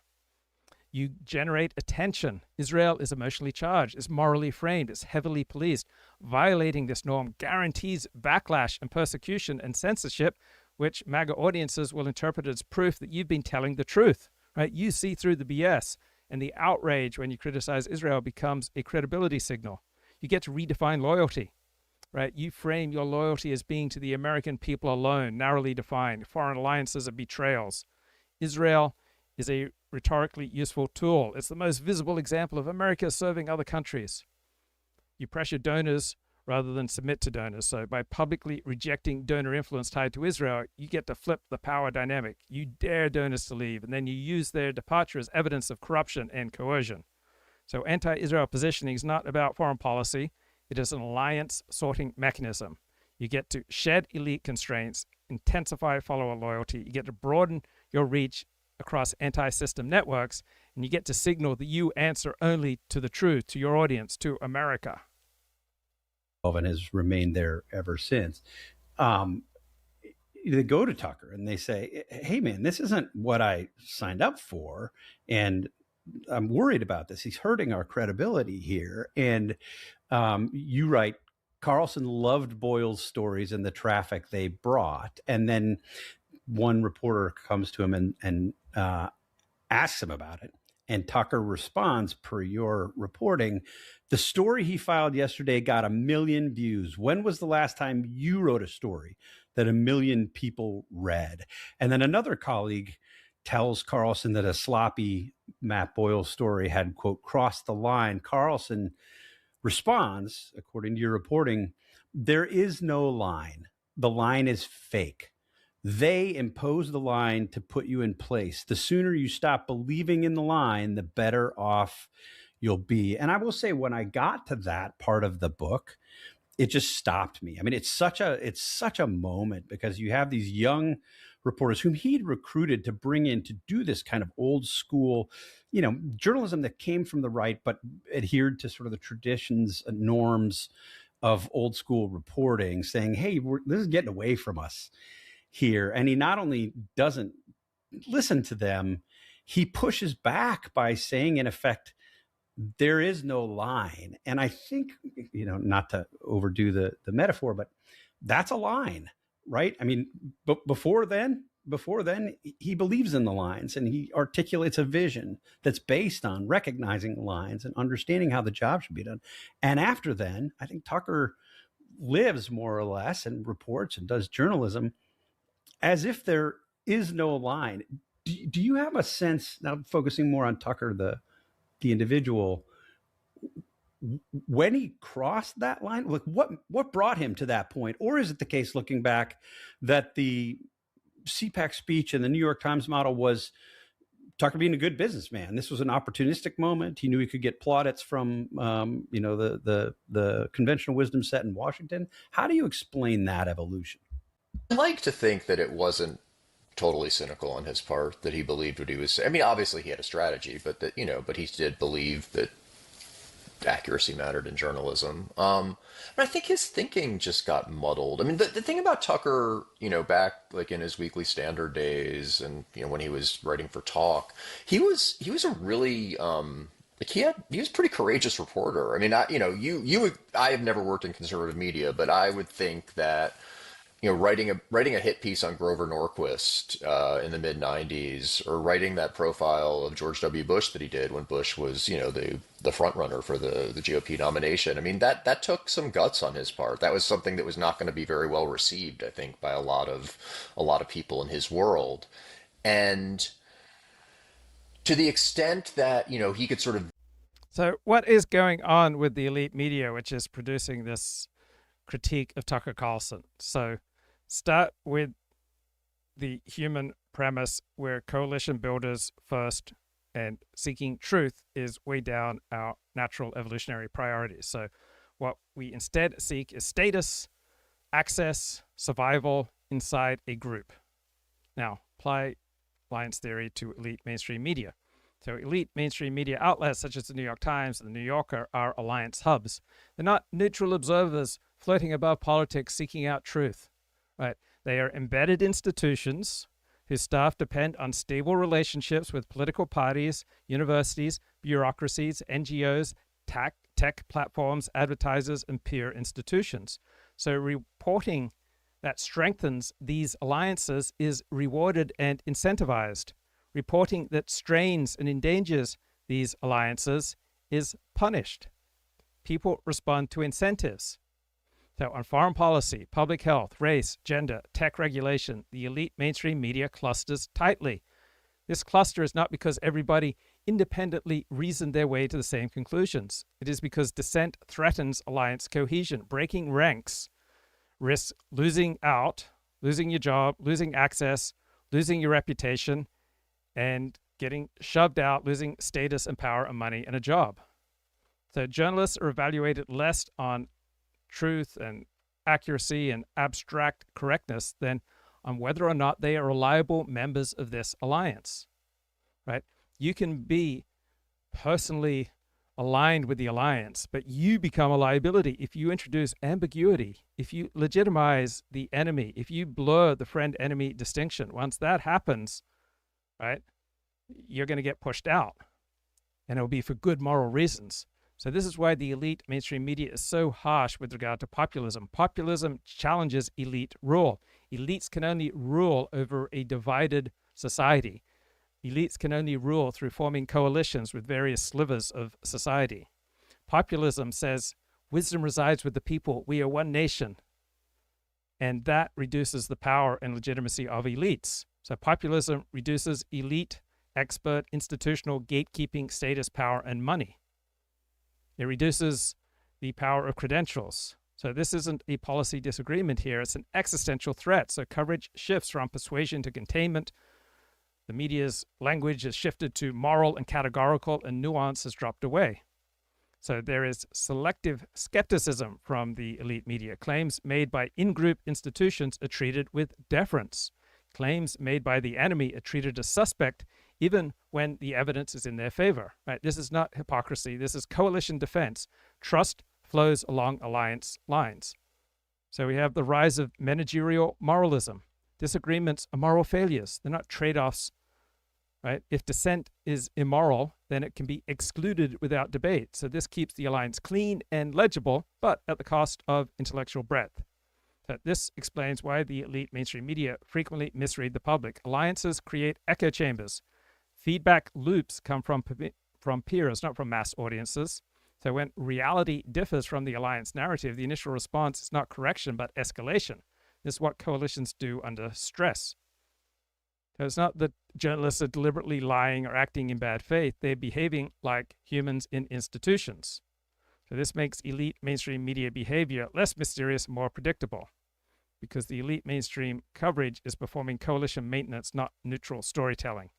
And these ICE and police killings sit right on the coalition fault line, so the patterns are stark. You have elite mainstream institutions that are culturally and professionally allied with left-wing NGOs, civil rights groups, progressive legal organizations, urban political machines, universities, the federal bureaucracy, ICE and local law enforcement, especially when enforcing immigration law or using lethal force, are aligned with enemy coalitions. So this predicts the tone and the framing. Then you get the moral sorting, right? The rapid friend-enemy classification. So victims of ICE are connected to outgroup institutions, and they are individualized, they are contextualized, right? Victims connected to an in-group are humanized, and they are framed as good representative people. So officers, law enforcement, ICE agents are occupiers. The people who get roughed up by ICE, they are good moral persons. So then you get narrative compression. You have complex enforcement context get collapsed into ICE shot and killed another person, because coalitions need clarity. Nuance weakens mobilization. So news media coverage of what's happening in Minnesota with ICE emphasizes harm, fear, systemic abuse, instead of emphasizing legal process, statutory mandates, or trade-offs. So enforcement itself has become suspect. It's not just misconduct. Selective skepticism is key. So claims by police unions, ICE spokesmen, sheriffs, law enforcement, these are all self-serving, but claims by NGOs, activists, people on the left, advocacy lawyers, witnesses, these are all treated as credible. So the different evidentiary standards track alliance trust, not abstract objectivity. View that pushback that he was getting and say, like, they're wrong, I'm right. you could sort of see echoes of that in him saying, they're going to say there's a line and there is no line. I mean, I think obviously they're very different things. I think he began to interpret the sort of the criticism and the opprobrium, however you say that word, that maybe, Matt Boyle was getting. Maybe he like equated it in some sort of warped way with the pushback that he was getting back when he was doing these, these pieces taking on conservative icons. That's probably the most charitable read. So Audrey says, I'm realizing that following conservative politics will never make me happy. I have an insight for you. Following politics is never going to make you happy, whether it's liberal politics, socialist politics, communist politics, reactionary politics, libertarian politics, centrist politics. It would be weird if following politics makes you happy, right? Happiness should come primarily from your relationships and your ability to enact your particular hero system. I do think, look, he's at the one through line through most of his career is this contrarian streak, right? And I think you can still see some of that in the way he approached the Boyle situation. At the same time, I mean, he had to know that what Boyle was writing and the concerns that his staffers were bringing him. So Robert says that the sooner that you recognize America as a vassal state of Israel, the sooner you do not have to get angry at either party. Israel plays both sides off against each other, keeping each side weak. So, Robert, you have such contempt for Americans. Why is it that you think 330 million Americans are led around by a few million Israeli Jews? Right? I don't have contempt for my Americans. So what's the payoff for you in believing something so obviously incorrect and stupid? Well, you get to show the intensity of your commitment to a socially unpopular perspective, right? You get to signal to your fellow believers that Jews run the world, that, yeah, your life may be failing, but at least you see through the BS. You got the magic key. It's the perfidious Jews. And you are willing to, sacrifice everything in loyalty to your insight that Jews are the magic key to everything that happens in the world.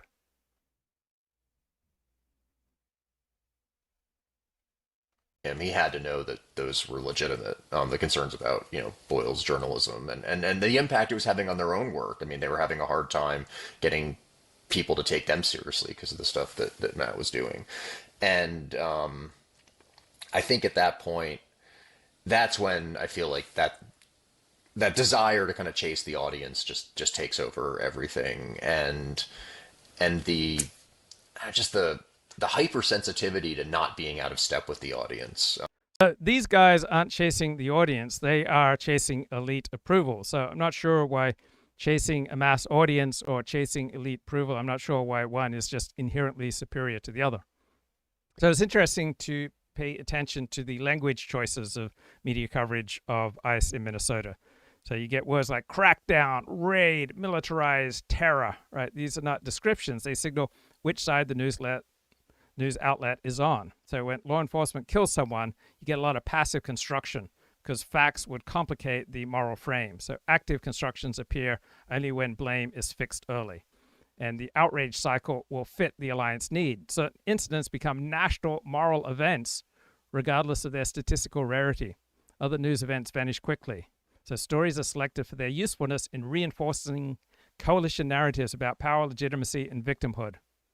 And you get accountability asymmetry. So when enforcement actions go wrong, this is evidence of systemic rot. When law enforcement prevents harm, that success is depersonalized, that is ignored because it strengthens the enemy's legitimacy. So this is not bad faith by journalists. This is just journalists following incentives. Journalists gain status by signaling alliance reliability. Editors avoid stories that fracture their coalition. So once you see the elite mainstream media as a coalition actor, their coverage of ICE and policing coverage stops looking confused or biased, merely looks disciplined. which, I think becomes kind of a through line for him from that point on, and for so many people in conservative media. Media. Yeah, in general, almost like living in fear of the audience, and not ever wanting to be out of step with it. The audience leads you rather than you lead the audience, or you're basically just trying to stay one step ahead of the audience. You're trying to predict where they're going to be so you can meet them there. And I think that's really the story of the past. So how to explain Donald Trump's baffling foreign policy? Well, thank God we've got Dr. Stacey Goddard here, professor of political science at Wellesley College, and Dr. Abraham Newman, a professor of international affairs at Georgetown. And they have written an op-ed in the New York Times explaining Donald Trump's confusing foreign policy. This theory explains Trump's baffling foreign policy. This article is by Stacey Goddard and Abraham L. Newman and read by an automated voice. Negotiations around President Trump's demand for U.S. ownership of Greenland have left officials from Denmark, Greenland, and many other countries feeling confused and overwhelmed. President Emmanuel Macron of France texted President Trump to say, "I do not understand what you are doing on Greenland." Indeed, for many people in the United States and abroad, Mr. Trump's foreign policy seems incoherent, even irrational.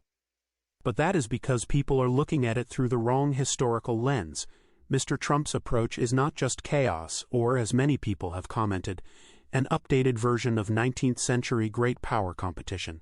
He is pursuing something more out of the 16th century, what we call neo-royalist international politics. Foreign policy has become a tool to channel money and status to Mr. Trump and his closest associates. National interests are eclipsed by those of elites.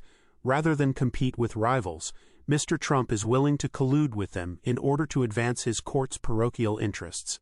Now, I think this is accurate, that there's something to what she's saying, but it's not the only thing going on here, right? These two professors are not just analyzing in a dispassionate and objective way some kind of shift in American foreign policy. They're also, and probably primarily, performing coalition maintenance for the displaced professional managerial class, the PMC, right? Their op-ed is a call to arms for an alliance of credentialed elites, academics, career bureaucrats, mainstream media allies to defend their institutional territory against a rival neo-royalist coalition.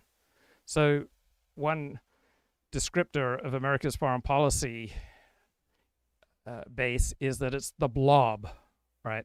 Because think about the incentives that function if you make your career in foreign policy. It's much more exciting, and you're likely to get much more status and power if you advocate for intervening all over the world, right? If you just narrowly keep your focus on what's best for America, it reduces your chances to get glory and status. Just like if the live streamer, the podcaster, the blogger simply restricts himself to saying things that he believes to be true, then he can't be nearly as interesting, right? Someone like a Richard Spencer or a Nick Fuentes or a Neil Ferguson who do not feel limited by truth, they get to be so much more interesting than the poor bloke who feels like, oh, I want to limit what I say to what I believe to be true. So the New York Times is not just some disinterested reporter on foreign policy. They are a hub in a left-wing institutional professional managerial class alliance. They provide the shared vocabulary, the talk about neo-royalism and extraction, allows the disparate members of this professional managerial class to coordinate their resistance to the populace. So the authors signal to their fellow experts that social closure is under threat. So in a world of royal whims, right, the PhD and the diplomat and the blob lose their monopoly on American foreign policy. Now we have the populace in charge. We don't have the foreign policy elite in charge. So these two professors publish in the New York Times. They want to tell their peers that we are reliable members of the rules-based alliance. We're not merely seeking abstract correctness. We are here to reinforce the friend-enemy distinction between the credentialed expert and the unqualified courtier who has way too much power in this Trump administration. And disagreements aren't framed as disagreements. They are moral failures, right? Trump's foreign policy is irrational. It's dangerous. We don't have a description of a debate here about foreign policy trade-offs. Is this deal good for America? No, we have a moral imperative. We must stop this extraction. Now, note the author's selective skepticism. They treat claims by the Blob, by the in-group institutions like Wellesley, Georgetown, the rules-based bureaucracy, the foreign policy establishment, as just presumptively credible. Conversely, they treat the actions of the court clique, the courtiers, the Steve Witkoffs, the Elon Musk. These are inherently suspicious. And the authors use narrative compression to collapse long chains of complex history into a simple story of rules versus chaos. So to keep their alliance clean, the authors ignore the awful outcomes of the previous era, such as the invasion and occupation of Iraq and Afghanistan. Right? Mentioning these failures would fracture the coalition by reminding members of its internal rot. So the old regime failed in Afghanistan, it failed in Iraq, but this is just a policy error. Now when these new guys, the new clique, acts in Venezuela, it's systemic rot, it's neo-royalism. Now, why does this op-ed lack intellectual breadth? Why doesn't it discuss the potential benefits of transactional realism? Because populism represents an existential threat to the professional managerial class, so the authors must move from persuasion to containment. So nuance becomes a liability. Admitting that a royal transaction might possibly yield a national benefit would legitimize the enemy. Right? Such ambiguity is a liability. It risks a reputational downgrade. Right? So the authors are defending their guild's moral capital and power. It's not that they're lying. They're being disciplined alliance actors. Right? They are fighting for the survival of their own guild. They want to frame the Trump administration as a return to the 16th century so that they can use their moral capital to designate the new elite as illegitimate. And if other countries do not act quickly to check Mr. Trump's impulses, they are likely to enable a global order based on extraction and dominance. For decades, the United States has championed a rules-based international order. Mr. Trump has wasted little time taking a wrecking ball to it and was typically blunt in declaring, "I don't need international law." To interpret Mr. Trump's approach, the administration and pundits have been quick to turn back the clock to 19th century models of international affairs. The purported Donroe Doctrine, aping... Oh boy, very, very sad. So it used to be, prior to Trump, the foreign policy establishment, the Blob, was a high-status guild. To enter it, you needed specific credentials from elite universities, and you had to master rules-based jargon. So only those with the right cultural capital could participate in shaping global order.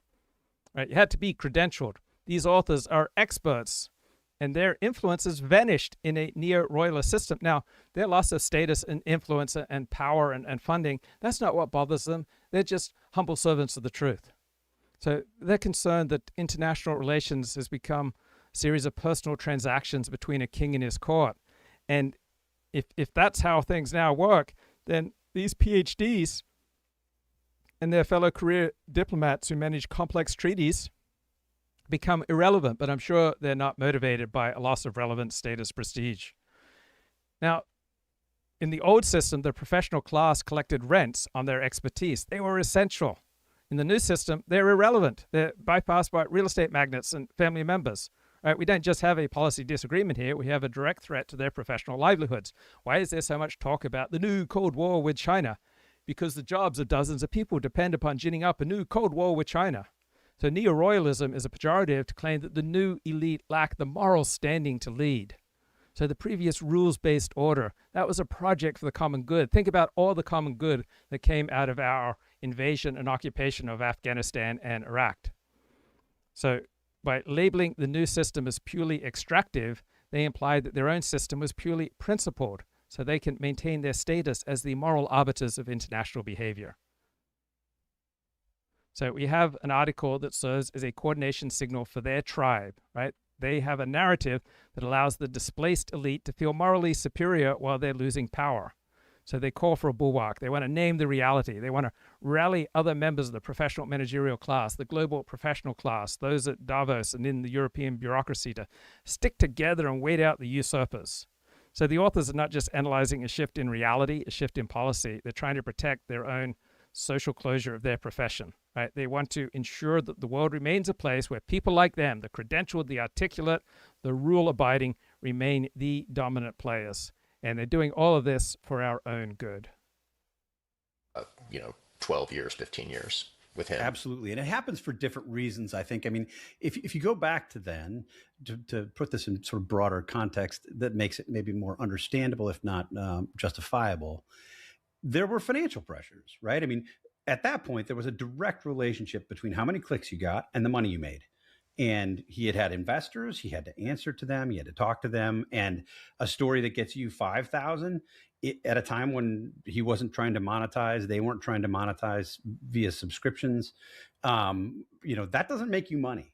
And you're paying the reporter and you're paying for time, and it's expensive. And especially if it's an investigative piece or a reported piece, you're paying somebody a lot of time to a lot of money to spend a lot of time to do something that's not producing financial returns, and it's ultimately a business. So if you can have somebody who sits, in his basement and cranks out angry rants that get 1 million views, well, that's a much better financial bargain. And I think that did drive some of this. John? Yeah, I mean, could you talk a little about that financial considerations for Tucker? So I don't know about you, but I often just lie awake at night wondering, what is true conservatism? What really is journalism? Who are the true conservatives? I mean, these are the questions that occupy me. And thank God we have the New York Times around to ask these really tough, really important questions. Shootings pose a hard question for the right. Who's a conservative, really? This article is by Richard Fawcett and read by an automated voice. Representative Randy Fine, a hard-right Republican from Florida, has regularly warned about the perils of federal government overreach during his decade-long career in government. As a state legislator, he described federal COVID-19 vaccination mandates as tyrannical. As a member of Congress, he supported the elimination of the Department of Education, stating, "Federal bureaucrats shouldn't dictate how our kids are taught." In a 2022 social media post, Mr. Fine memorably and menacingly addressed President Joseph R. Biden Jr. over gun control, telling him, "Try to take our guns and you'll learn why the Second Amendment was written in the first place." But this weekend, Mr. Fine took to X.com to voice his approval that federal immigration officers in Minneapolis had killed Alex Preddy, a 37-year-old nurse whose filming of immigration officers on Saturday morning turned into a confrontation. The officers shot Mr. Preddy at least 10 times after one of them had removed a holstered gun that he was legally... So Preddy was just filming, right? He wasn't interfering in a law enforcement operation. He was just filming, just a innocent character. And the shootings are posing a hard question, right, for the right. Who's a conservative, really? Wow, that's such a hard question. Okay, conservatism isn't primarily a political philosophy. It's about an alliance. So when conservatism was irrelevant to reality, so probably up until the 1970s, up until the late 1970s, conservatism was just a theory. It didn't have any power. So when you have no power, when you have no attachment to reality, then you can be as principled and philosophical as you like. But starting with Ronald Reagan, conservatism shifted from ideas to a governing alliance with power over the coercive apparatus of government. So ideas do not anchor conservative identity. A ruling political coalition does. So the question is no longer, is this consistent with our principles, but does this advance our side? So Donald Trump redefined the primary loyalty test. So in the current right-wing alliance, the highest order goal is border control and national sovereignty. Everything else is subordinate to that. Gun rights, abortion, federalism, limits on force. These are all conditional tools. They are no longer sacred rules. We have a shift in the hierarchy because we're in a high-threat environment. So federal power is no longer an abstraction. So actors stop evaluating power in the abstract and start evaluating who controls it when the situation changes. So federal power used by Joe Biden, that was tyranny. Federal power used by Donald Trump, that's protection. Right? This is coalition logic. Right? The Preddy killing becomes an alliance signal. It's not a question of rights. You frame the situation as federal agents versus insurgents aiding invaders, and you will reinterpret facts to preserve your alliance cohesion. So you call Preddy an armed insurrectionist, right, to create a proper narrative. Now, you do have some people little queasy about this, right? They want policing of these excesses, right? This is classic intra-alliance boundary maintenance. It's not rebellion. The libertarian fracture is predictable, right? Libertarians will either have to rationalize exceptions or marginalize themselves. Both are happening. The New York Times treats conservatism as primarily a belief system and then highlights contradiction. Right? This misunderstands reality and politics. Conservatives are not confused. They have changed their priorities. Who's a conservative really is the wrong question. The right question is, who is loyal to the dominant right-wing coalition in power that is battling a civilizational threat? The answer, those who support maximum enforcement now, right? We can discuss principles later. So conservatism is not unraveling. Conservatism is reorganizing around power, threat, and coalition survival, and principles retained selectively to the extent that they are useful instruments rather than constraints. Now, you may say, oh, 40, this just feels so ugly. Well, it is ugly, and it is how alliances behave when they are under threat and they are fighting for survival. It is no longer just some kind of academic seminar.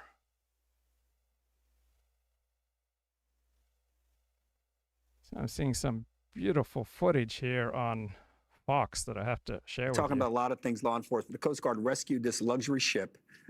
They carved out all the way out to them a channel for them to be able to get there and rescue these people. It's good to be rich because there's a luxury ship there, but at the same time, they did their job, thank God, and bless those people on that I could have got out. 10 seconds, Emily. 2 kangaroos jumped in the middle of the Australian huge bicycle race. Yes, not one, but 2. Wow. Only in the down under. If anybody could do it, it was you, Emily. 10 seconds. Way to go. Have a great night. Sydney Sweeney's on your show? Oh, no. False advertising. Okay.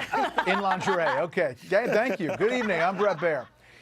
A special investigation into who is behind the anti-ICE protests across the nation and in many... I don't think you'd have that kind of banter on MS Now or a conventional news network. So Fox is tabloid.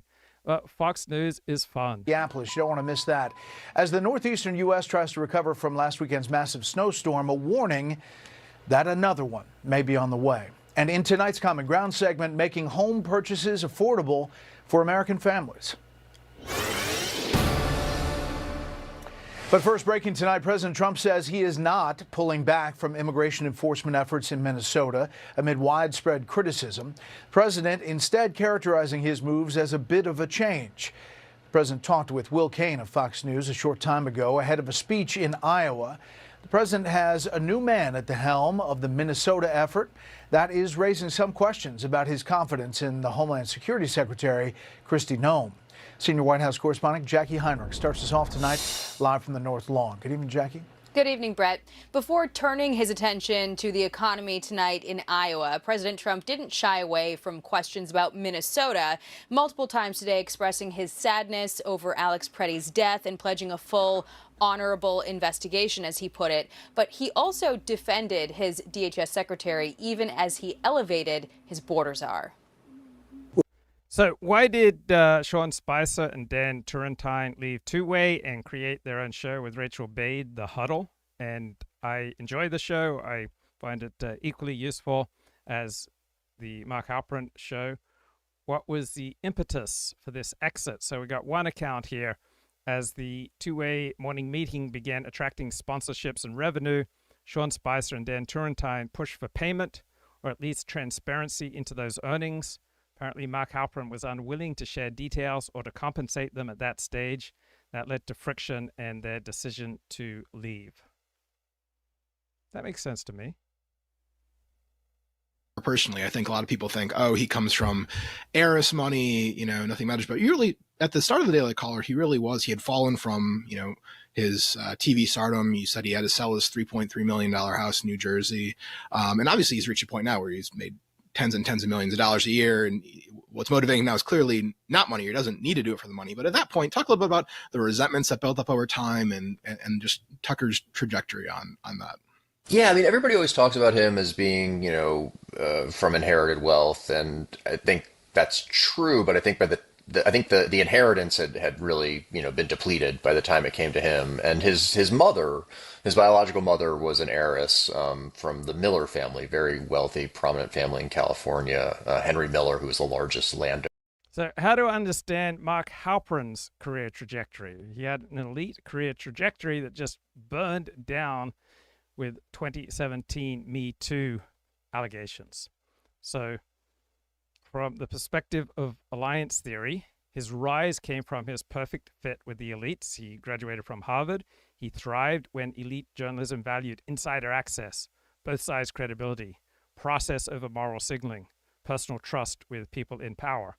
So Halperin rose to power when he was embedded in the Washington press political complex. He was esteemed as a reliable narrator. He translated elite conflicts for an elite audience, and his power came from his alliances, not from mass trust. Then the Me Too moment shattered his alliance protection. So we have allegations of sexual misconduct surfacing in 2017. And what became relevant for his standing in the elite coalition was not guilt, not innocence. It was elite norms had shifted towards zero tolerance. Journalism had redefined itself as moral enforcement, not access mediation. Institutions chose signaling purity over protecting insiders. So his alliance flipped. Mark Halperin lost all institutional shielding at once. His fall was immediate and his fall was total. So an elite coalition needs a public sacrifice to prove that they have zero tolerance, to prove their norm enforcement. They will select someone visible, replaceable, and insufficiently protected by a counter-coalition.